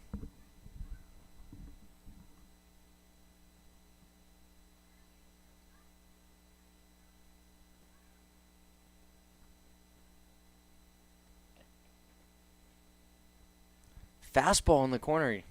Gavin, I don't think liked that call. Now it's 0-2. Got to battle.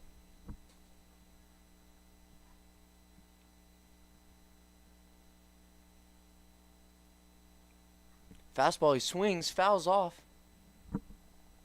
Down the line, into the stands.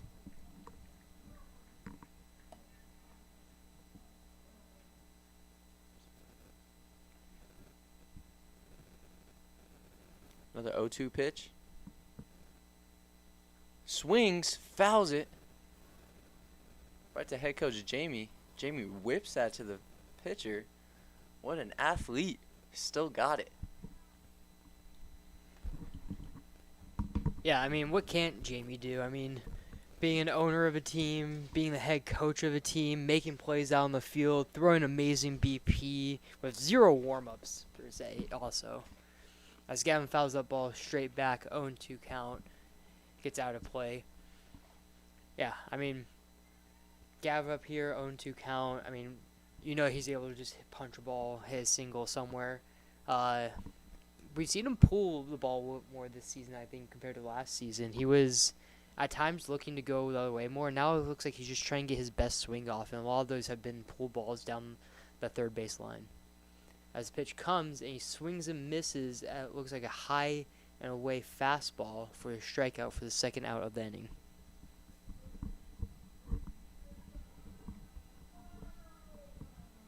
And now batting the top of the lineup, number 15, Mason Melton.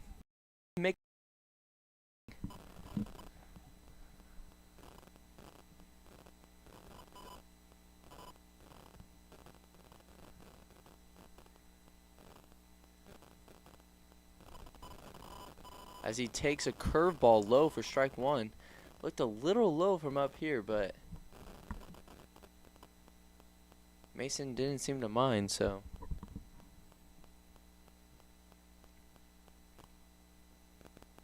A 1 pitch, fastball, goes down the line. Billingsley throws to first, does not pick him up. Mason going to second. We got Bowie rounding third, decides not to go home. As now we have runners on second and third with 2 outs for the Zap. And 2-hole hitter, the hip-shaking Canadian, Ty Farwell, coming up to the bat. I know Ty was not happy with himself after his last AB when he had runners in scoring position. Let's see if he can make up for that right now.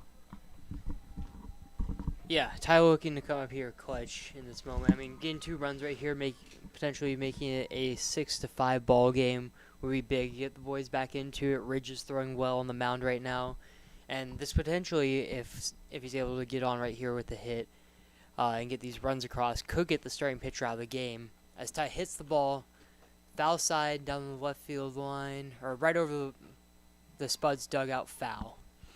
0-1 count here to Ty. I mean, yeah, it looks like they have a pitcher warming up down in the bullpen for the Spuds. Do not see a number on it. I think it looked like it was on the pen. But if they're able to get to the bullpen here, pitcher get him out in the 6th inning. I know it's been one of the keys of this offense is being able to get to that bullpen quickly. The pitch comes high for a ball. 1-1 count here to Ty Farwell.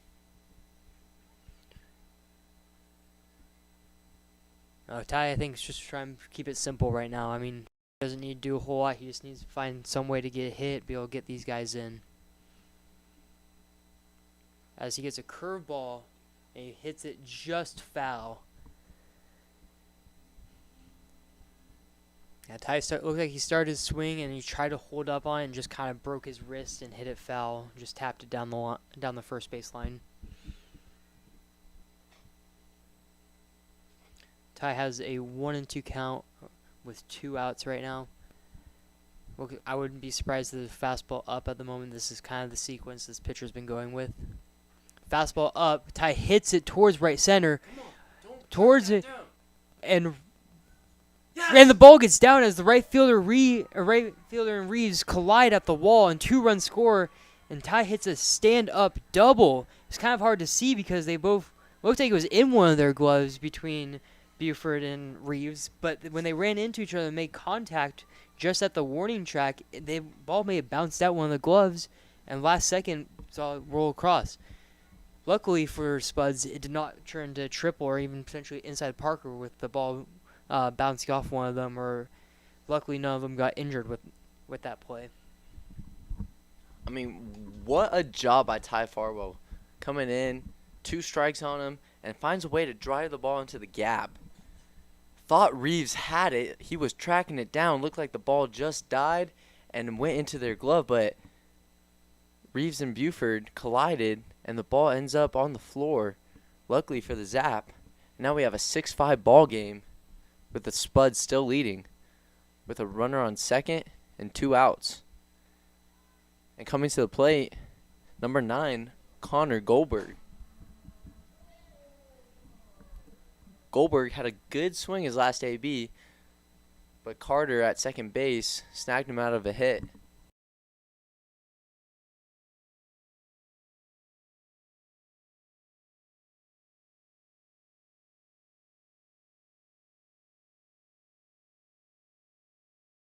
Stealing third. Great jump with a curve.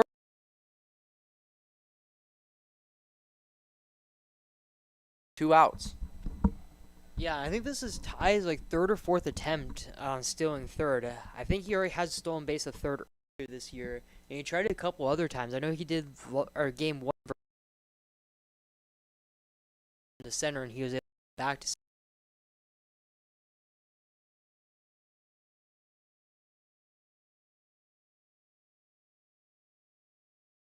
pitch was down low to Connor Gold to make it a 2-0 count. Yeah, and that's really heads up good baseball by Ty right there, because now if we get a pass ball, we do tie this game. 2-0 count. Goldberg rips it to center. Reeves tracks it down. Another good swing by Connor. Just unfortunate ending.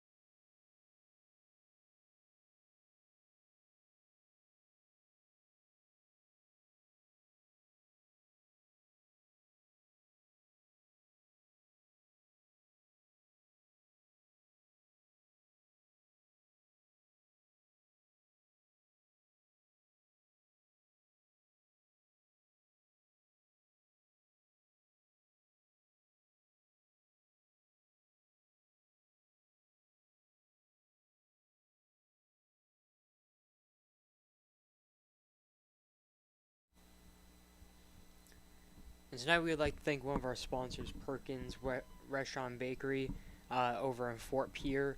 Perkins has been one of the places that on the road we've been able to eat a lot and fuels for our games. So I thank Perkins for sponsoring the Zap and feeding us throughout the season.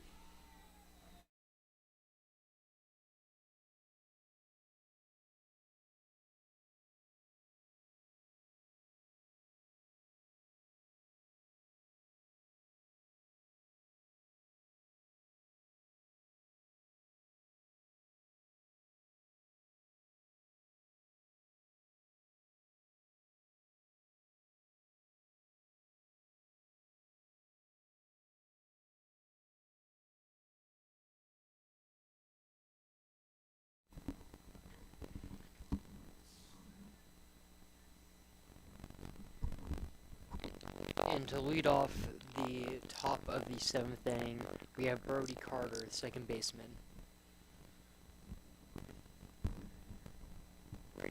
Ridge is entering his 3rd full frame, but 4th total inning, where he was able to get to the last 2 outs of the 4th, as his first pitch is a slide down low for ball 1.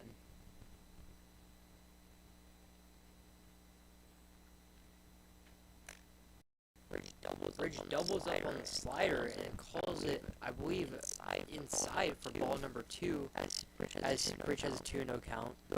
Delivers the pitch, triples up on the slider for a strike now, 2-1 count. I wouldn't be surprised if he goes for a fastball here after going 4 straight sliders. Goes with another slider, that's 4 straight sliders, 3-1 count here, but from Ridge. Ridge is not trying to rob his front.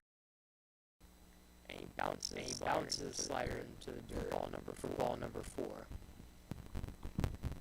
Brody Carter walks. Start off the top of the 7th.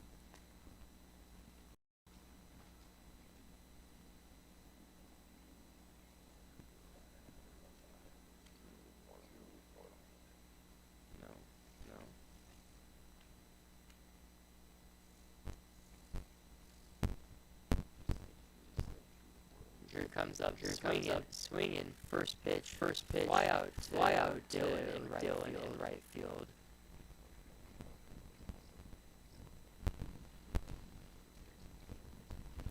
First out that was right field. Top 7, here's the top Ridge. Ridge hoping to be able to get a quick out here. Don't play ball. Ridge comes set, fires, taking him down low for ball number 1, no count.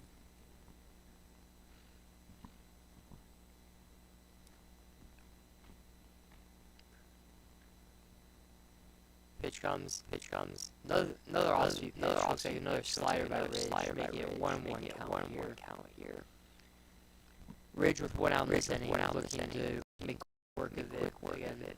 Try to get down, shut down inning. Fastball down, just hits off Ty Farlow's gloves for ball number 2 to make it a 2-1 count. But Ridge is trying to get the boys back in the dugout. I mean, you're able to answer, scoring 2 out of the last 3 innings.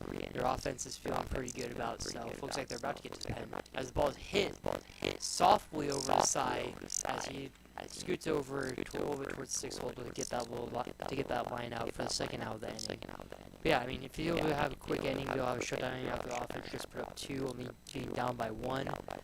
It's just a confidence booster. You get the guys going, you get to throw up another 0, let your offense go to work.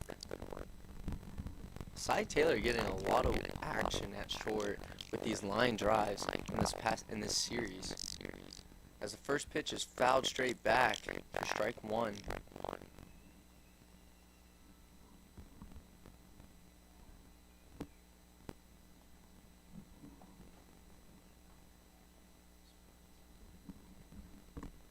A 1 count. Another pitch fouled straight back. Fastball high for 0-2.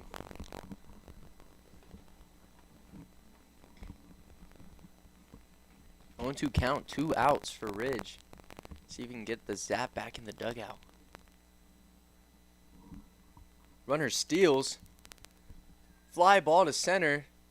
Dom seems to have a beat. He's running in, and he catches that ball. Good job, Dom.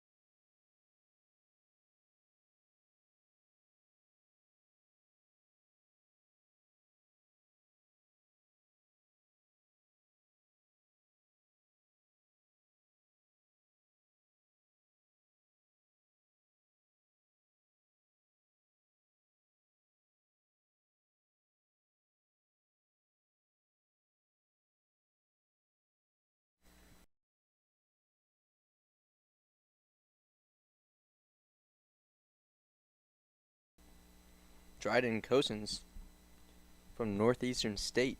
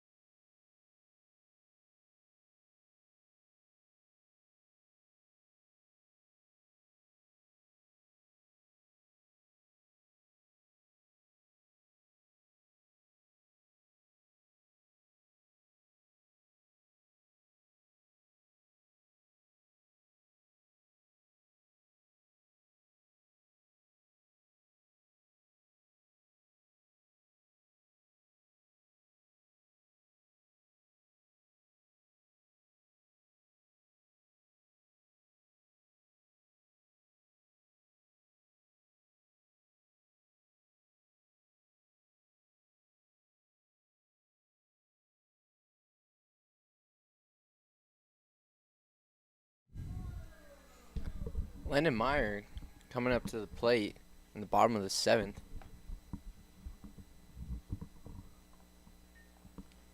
First pitch, ball in the dirt.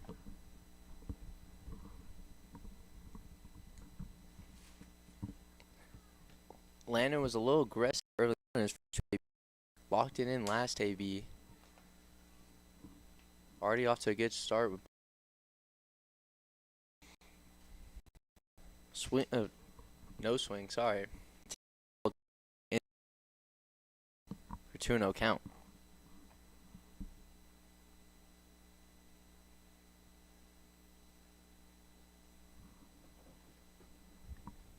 Another ball in the dirt. 3-0 count.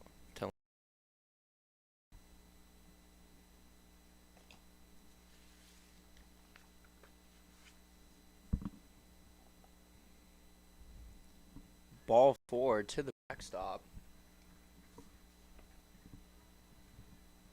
With Cy Taylor coming up with a runner on first. No outs for the Zap.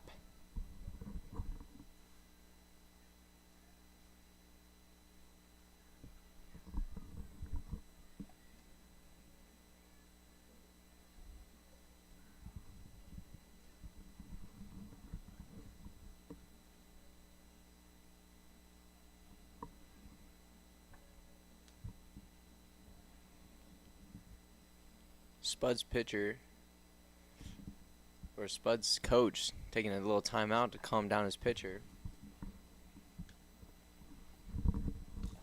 Yeah, and as a pitcher coming out of the pen, the last thing you want to do is throw 4 straight balls to be able to walk that first batter. You want to try getting some confidence, getting your first batter of the inning out, or at least making it competitive at bat. That last one, that ball 4, was nowhere near the strike zone. And, yeah, the coach saw that and just trying to calm down his pitcher. Cy's up and hits Cy with the first pitch. So, walks the first pitcher, or first here he sees in Landon in 4 pitches. First pitch throws to Cy Taylor, hit by pitch here. Looks like the pitching coach for the Spuds is trying to signal towards the bullpen catcher and the pitcher warming down the pen. that he is going in. Looks like we're already having another pitching change after a 4-pitch walk and then an immediate hit by pitch here. Looks like they're going with number 12, Dub Chipman, left-hand pitcher. I think he has thrown against the Zap this season. I could be wrong about that. But he comes into a tough situation. First 2 batters get on, has to kind of rush his bullpen to get ready.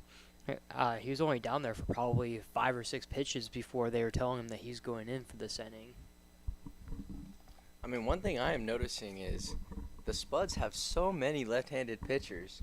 It is insane how many we have seen, especially in just the past 2 games. I think we saw 3 yesterday. This is the second one today. And the one right-handed pitcher we see is out after 2 batters.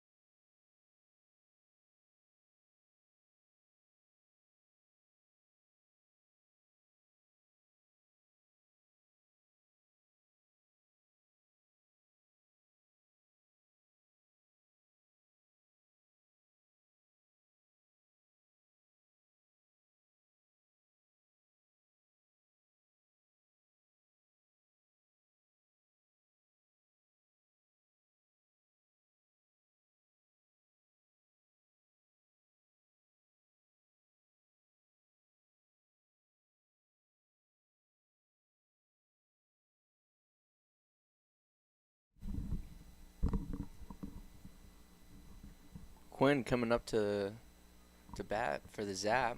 Runners on first and second, no outs.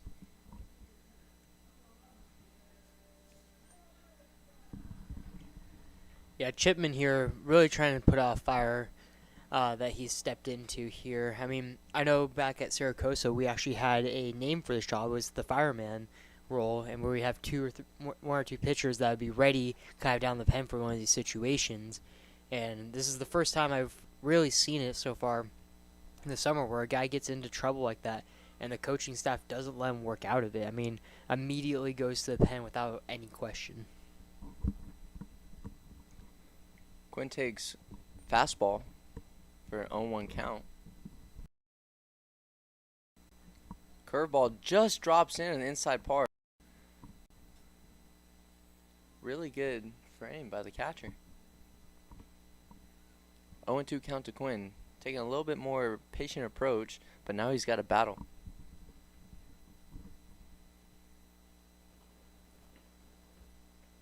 Another curveball. Rips it through the 3-4 hole. Landon Meyer coming in. Safe at the plate. Stonecipher could not hold on to the ball.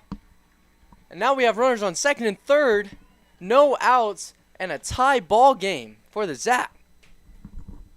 Yeah, really good swing there with 2 strikes for Quinn to be able to get that RBI right there. Actually a pretty good throw by the right fielder, Noah Buford.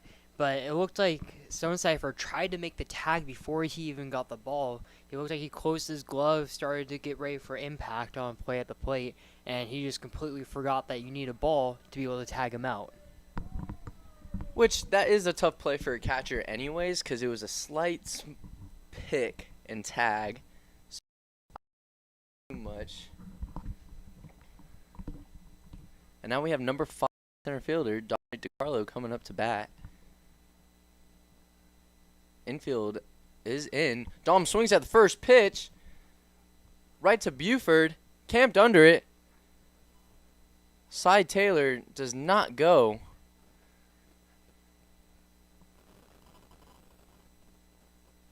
As we have 1 out with Dylan Bowie coming up to the plate. Not a bad job by Dom. Just didn't get it far enough out there for Cy to really get home and tag up. Yeah, and Dylan's swinging a hot bat right now. I mean, infield's playing in. A lot works right here. See, he's able to get the ball into the outfield. could definitely score a run here. Sai being a fast runner, anything hard through the infield, make it a tough play. I mean, the guys in the infield have such slow or less time to react towards a hard hit ball. All they can really do is try to body it up and keep Sai from scoring here. Yeah, not a bad decision by Sai either to stay at third because, like we said earlier, Dylan is swinging a hot bat as he flies the ball to right field. Not far enough. I don't think Sai's going to go on this one either, as he does stay.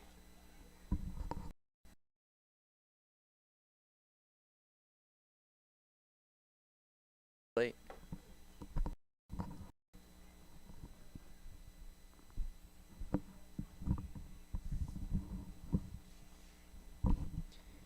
Yeah, Gavin looking to rack up a couple more RBIs, be able to help the Zap take the lead right here.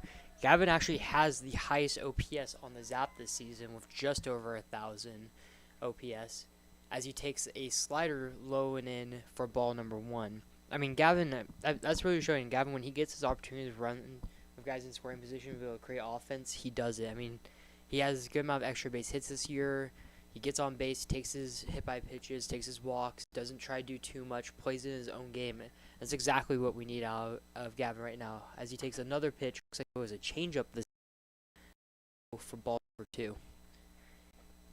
Gavin with a 2-0 count, looking to do some damage, help the Zap take the lead here. And you get fastball down and in as he takes ball number 3. As it looks like Chipman kind of fell or slipped at the landing space on the mound. I will say it does take some pitchers a while to get used to the mound here at the high. And that's ball number 4, as that's a 4-pitch walk to Gavin to load the bases. Seemed like a really easy walk there for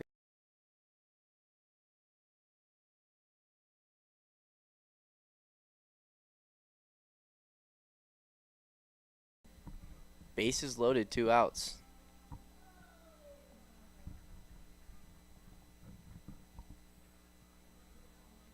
Pretty good situation here for Mason. See if he can get a job done for the Zap. As he takes ball 1 high, fastball.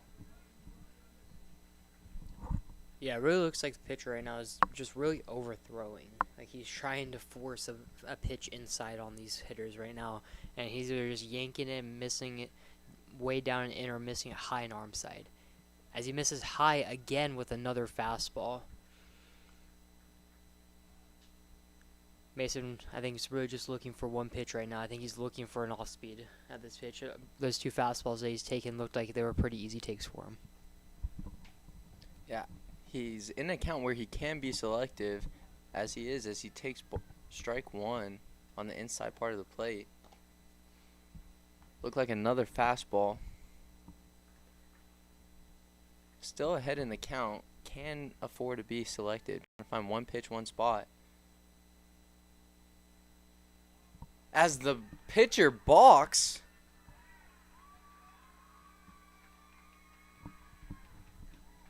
It seems like the umpires are going to talk here for a second. The pitcher was in the windup and then he stopped. And the balk stays. And the runner scores. And the Zap take the lead 7-6. Yeah, it looks like they're trying to argue that Mason was like trying to call time or threw his hand up for time, and that's why he stopped his momentum when he was in the windup. But you know, the umpire has to grant it. Mason can put his hand up; he can yell as much as he wants for time. But if the umpire doesn't grant it, and the pitcher starts his windup with runners in anywhere really, especially in scoring position like that, once you stop it, it's automatic balk. I mean, he was already in his windup. He was starting to go. Mason tried to get time, didn't get it, and it works out for the Zap. Zap take the lead 7-6. As he misses in again with another fastball, making it 3-1. That balk would have taken a lot of pressure off of me. You know, now you have the lead. You have runners on second and third, and you looking to hack as he takes ball 4 inside part, and the bases are loaded again for the hip-shaking Canadian Ty Farwell, who did come up clutch last inning for the Zap. Yeah, as Ty comes up to the plate right now, it seems like the pen is really getting hot quick right now. Just saw the catcher and pitcher run out from behind the dugout, finishing up his band routine, and starting to play catch quickly. If this inning starts to spiral on Chipman. Chipman out of the windup again.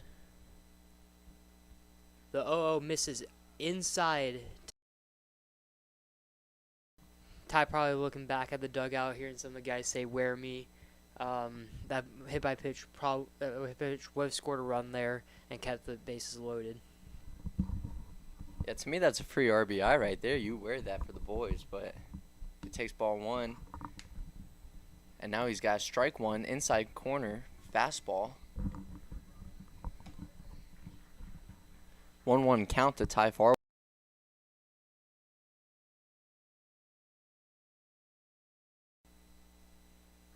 Oh, and he blasted to right field, and it is just foul.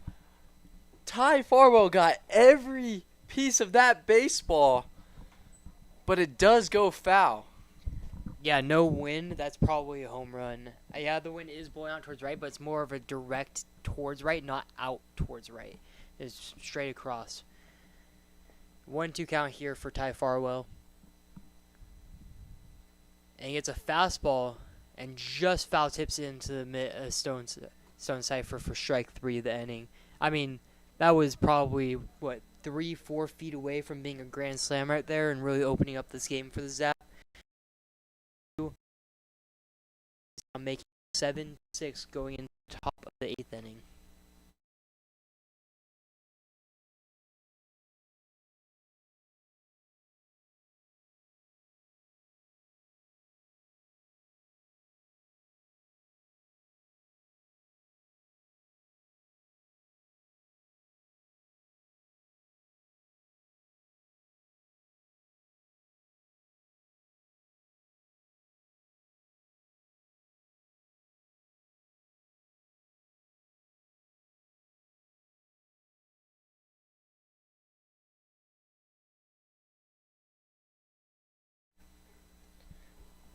Quick sponsor shout out to Bradbury Harvesting.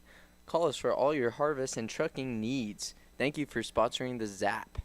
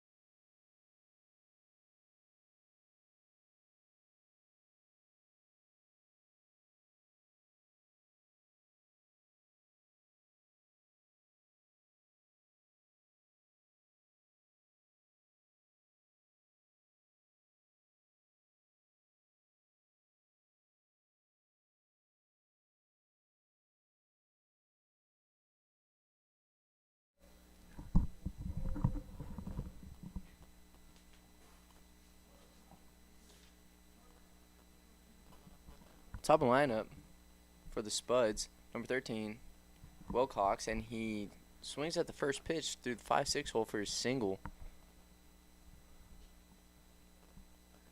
Good job by Caden Wilcox.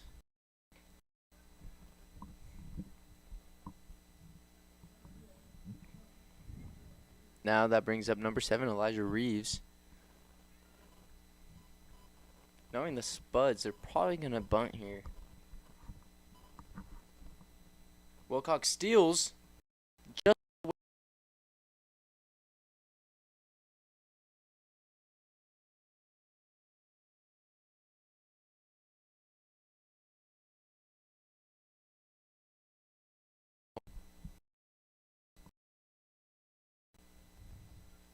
as he bunts, it hits him out of the box.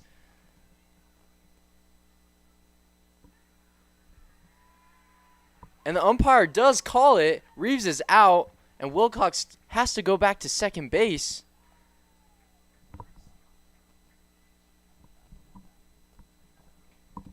And that brings up Hunter Billingsley. Yeah, Reeves walking back to the dugout, chirping towards the umpire that he can't see it or something, but Reeves is very unhappy with that call. But from our point of view, it looks like it was the right call. Ball's put in fair territory, and he runs into it while he's going down the line. Billingsley is now up with 1 out in the top of the 8th. I will say, our field umpire this game is having a pretty long leash on both sides. I mean, both teams have had guys kind of yell at the umpire about a call, and both times has let them say their piece, let them be able to talk. I know some umpires are a little bit more strict on that and don't let players talk to them and give them potentially a warning, as the 1-1 pitch is outside for ball. Or sorry, the 0-1 pitch is outside for a ball. 1-1 count here to Hunter Billingsley. But yeah, I mean, that's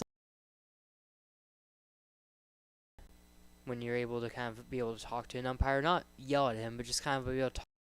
He saw and why he called it a certain way. To land at first, throw home, and Wilcox is safe. He did not stop on that ball put in play. Ground ball towards Landon, took a weird hop, what we like to call the hide hop. It giveth and taketh at times. And that when it got up on Landon was not able to fully glove. He kind of knocked it down. Wilcox from second just saw that hop and kept on running, and he was safe at home there to be able to tie the game at 7. Yeah, super unfortunate for the Zap right there. That's the second hide hop that we've gotten today. We had one in the first inning that ended up scoring Wilcox getting on base, and he ends up scoring. And then this time it ends up scoring Wilcox, as we have Stone Cipher coming up to the dish with a run on first and 1 out, as he takes a strike on the inside part of the plate to even the count 1-1.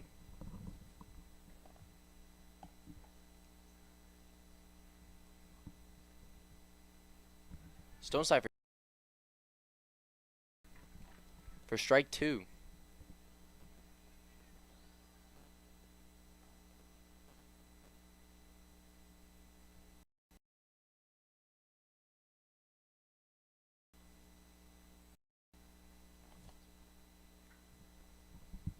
Fouls that to left. Hard hit ball to stay alive.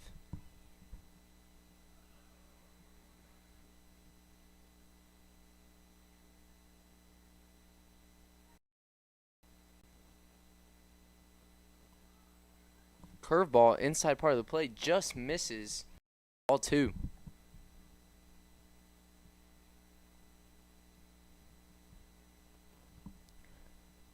Ridge trying to get out of this at 1, as he throws a fastball just high to make the count full.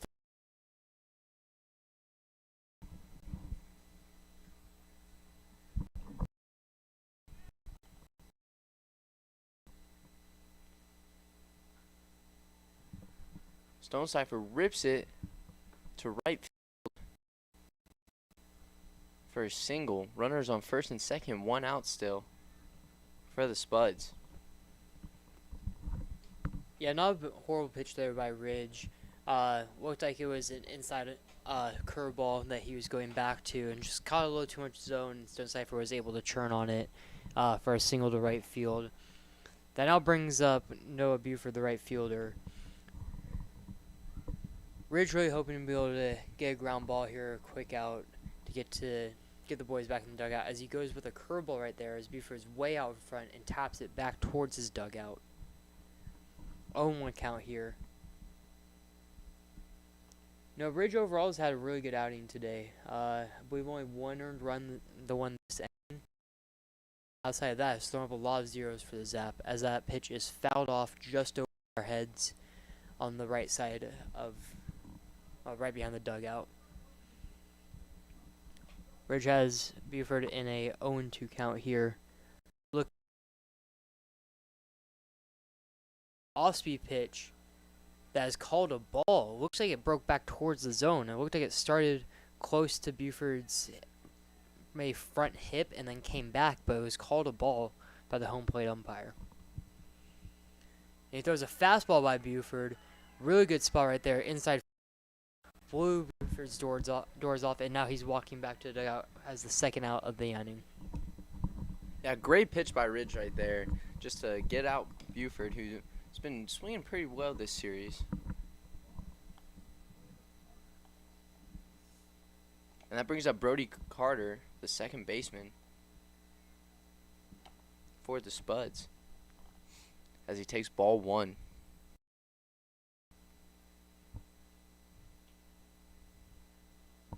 Curveball broke back in for strike one.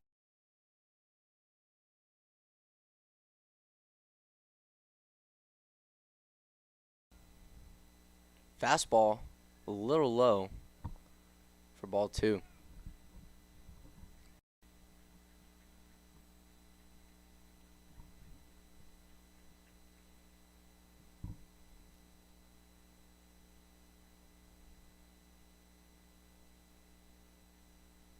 Slider for ball three. Billingsley dancing around on second there. Gavin looked to call for the pickoff. Ridge did not go for strike. Full count to Carter. Yeah, full count here. 2 outs. Runners will be on the move as they are. The ball is hit towards center. Dom comes racing in. Is not able to get there. Ball thrown to second because the runner tripped up. And Billingsley is able to score from second because Gavin inside did not see the runner trip up and the ball being tossed back towards second. Fortunate right there because that probably could have been out. I don't know if they would have been able to get that out before Billingsley would have been able to score, but good swing there to be able to get the ball in play. Runners going, does score a run. Make the Spuds lead now 8-7. As first pitch from Ridge misses high and in for ball one.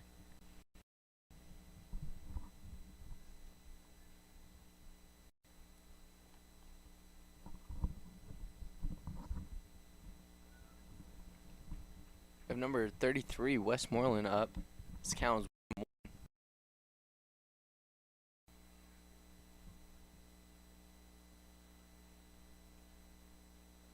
Slider swung right over that one for strike two. 1-2 count.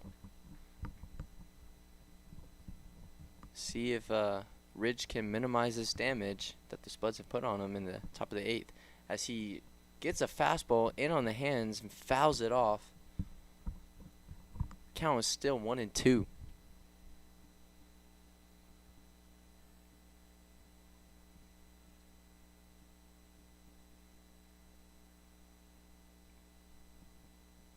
Fastball, swing and a miss. Ty holds on to it for the third out. And now the Spuds lead 8-7.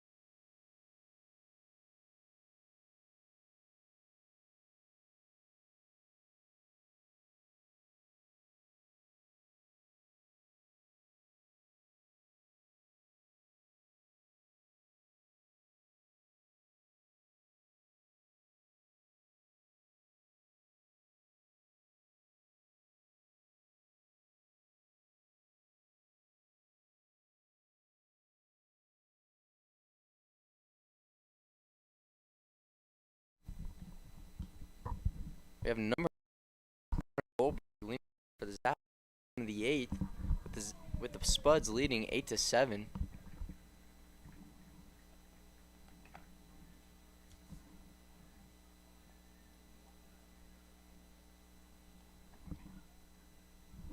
Looks like the Spuds have Matt Ramos as Connor Goldberg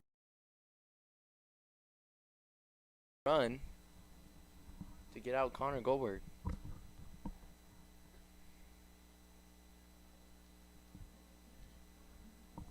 That brings up Landon Meyer.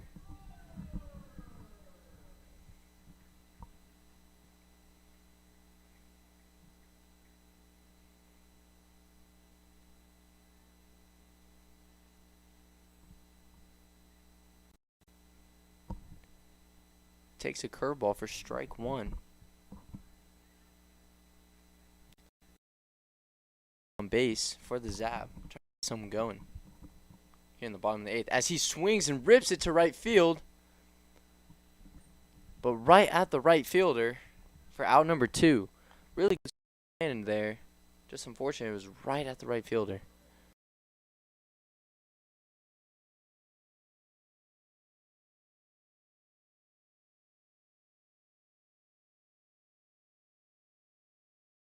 And we're really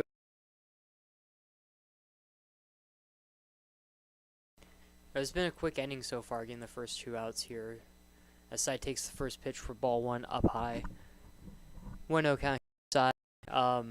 Really just trying to start off the offense. I mean, Spuds were 1-run lead.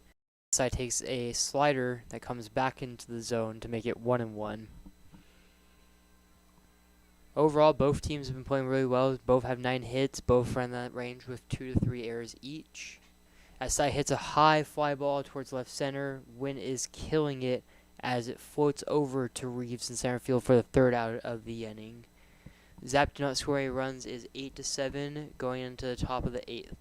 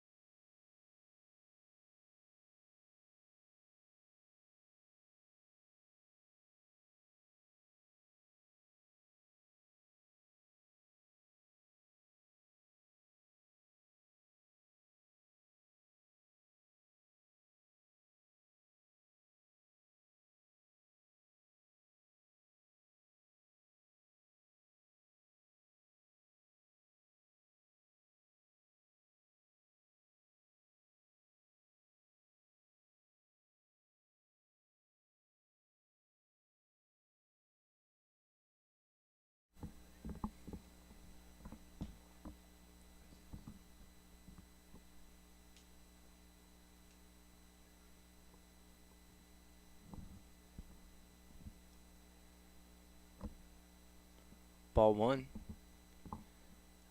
And now pitching for the Zap, we have Q.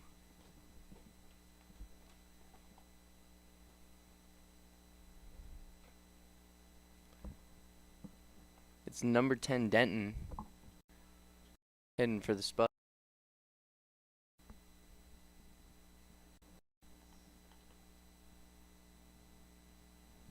One and one count.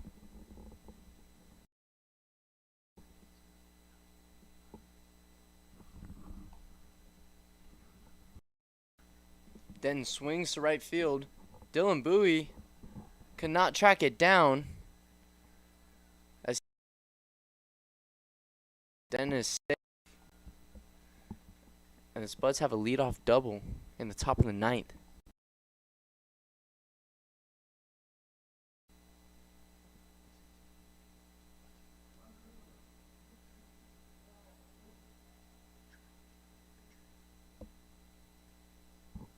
We have a pinch runner, number 2, Andrew Witt, coming in for Denton.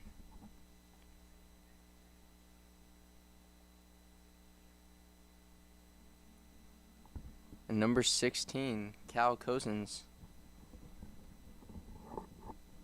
hitting for the Spuds.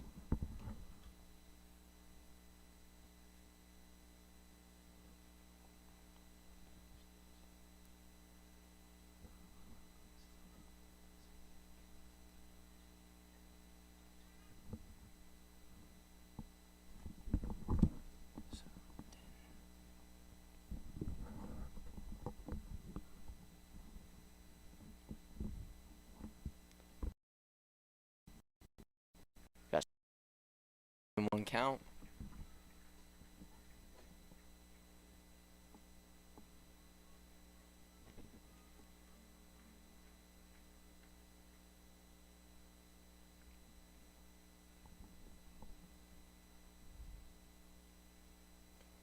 Goes to bunt. Slider in the dirt for 2-1 count.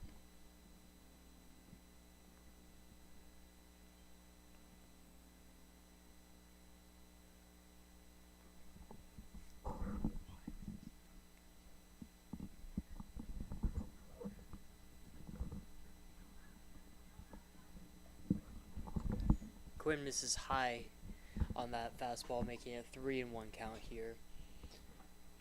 Quinn working to try to get this first out of the inning without allowing pinch runner to be able to advance here. Andrew Witt to third.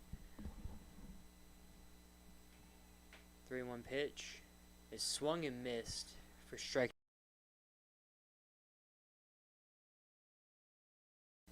There go. Hoping to keep the batter or runner Andrew Witt at second base.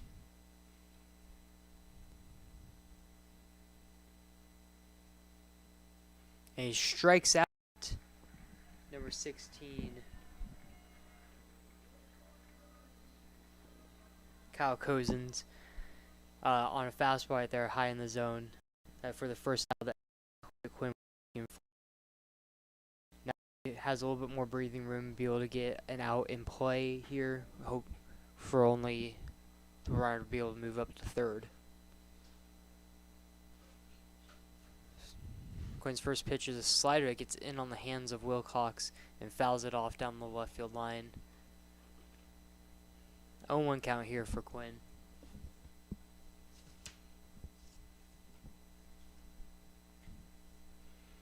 Wilcox was really early on that last slider, always hitting it down towards the bullpen. And Quinn goes curveball here, slows it down even more, and Wilcox swings over the top of it for strike number 2.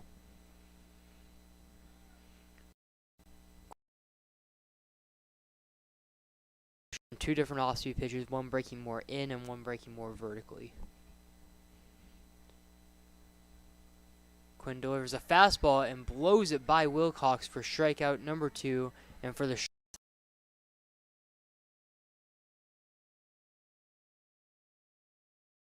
now coming Elijah Reeves, someone who typically does not strike out a lot here in the ILB, and has been a little bit of a pest today for the Zap. Get on base, stole a bag earlier in this game.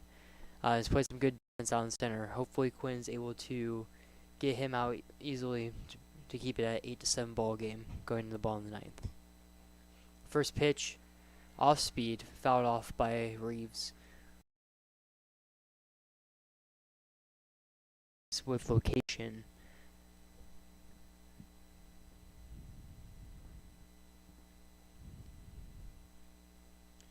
Quinn has Reeves 0-1. Throws a curveball. Reeves hits up in the air towards shallow center, and Dom comes in and makes the catch for the third out of the inning. Quinn avoids any runs coming across with that leadoff double. Got 2 strikeouts and then a lazy pop out. Zap coming back into the dugout, going to the bottom of the ninth, down by 1, looking to tie and potentially walk it off this next inning.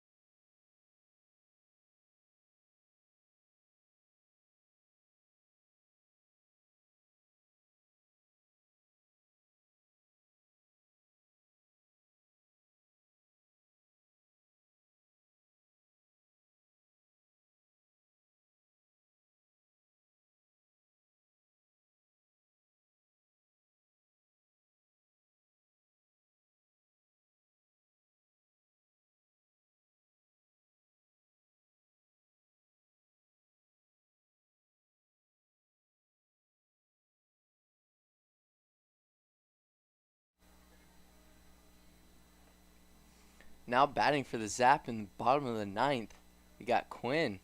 Who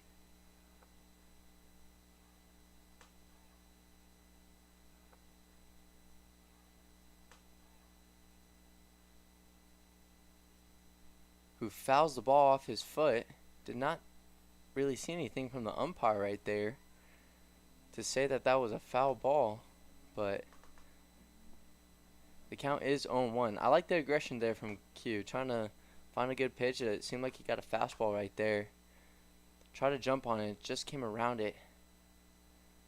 As he then gets a curveball, spits on it as it goes in the dirt. Quinn did a great job settling in, putting up a 0.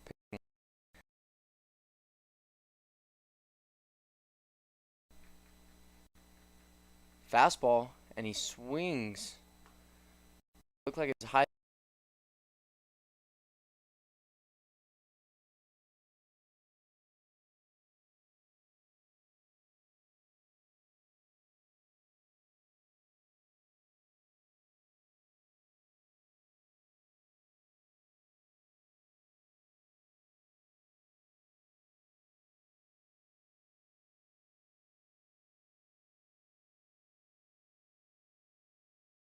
He fouls it back.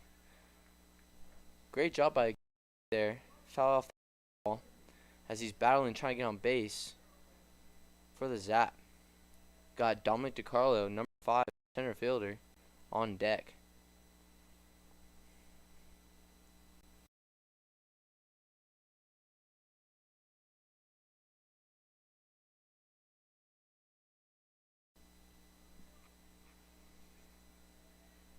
Full count pitch. Slider. Umpire Bill calls it. Q is not happy. He tosses his bat to the dugout, thinking it was ball 4, as he gets rung up. And now the Spuds are going to bring in a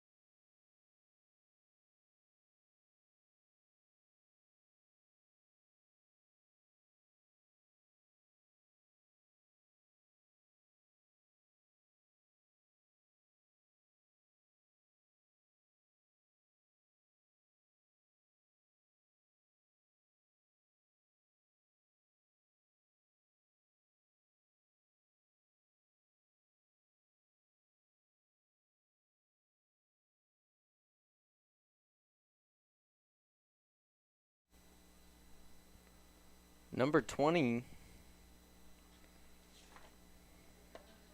Matt Ramos from Nelson University coming in relief for the Spuds. So we have Dominic DiCarlo coming to the plate. One good thing is that we have some speed demons coming up to hit for the Zap. If they can get on, they can wreak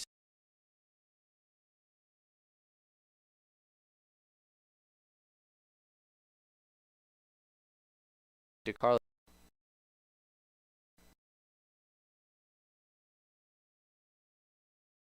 coming up to the plate.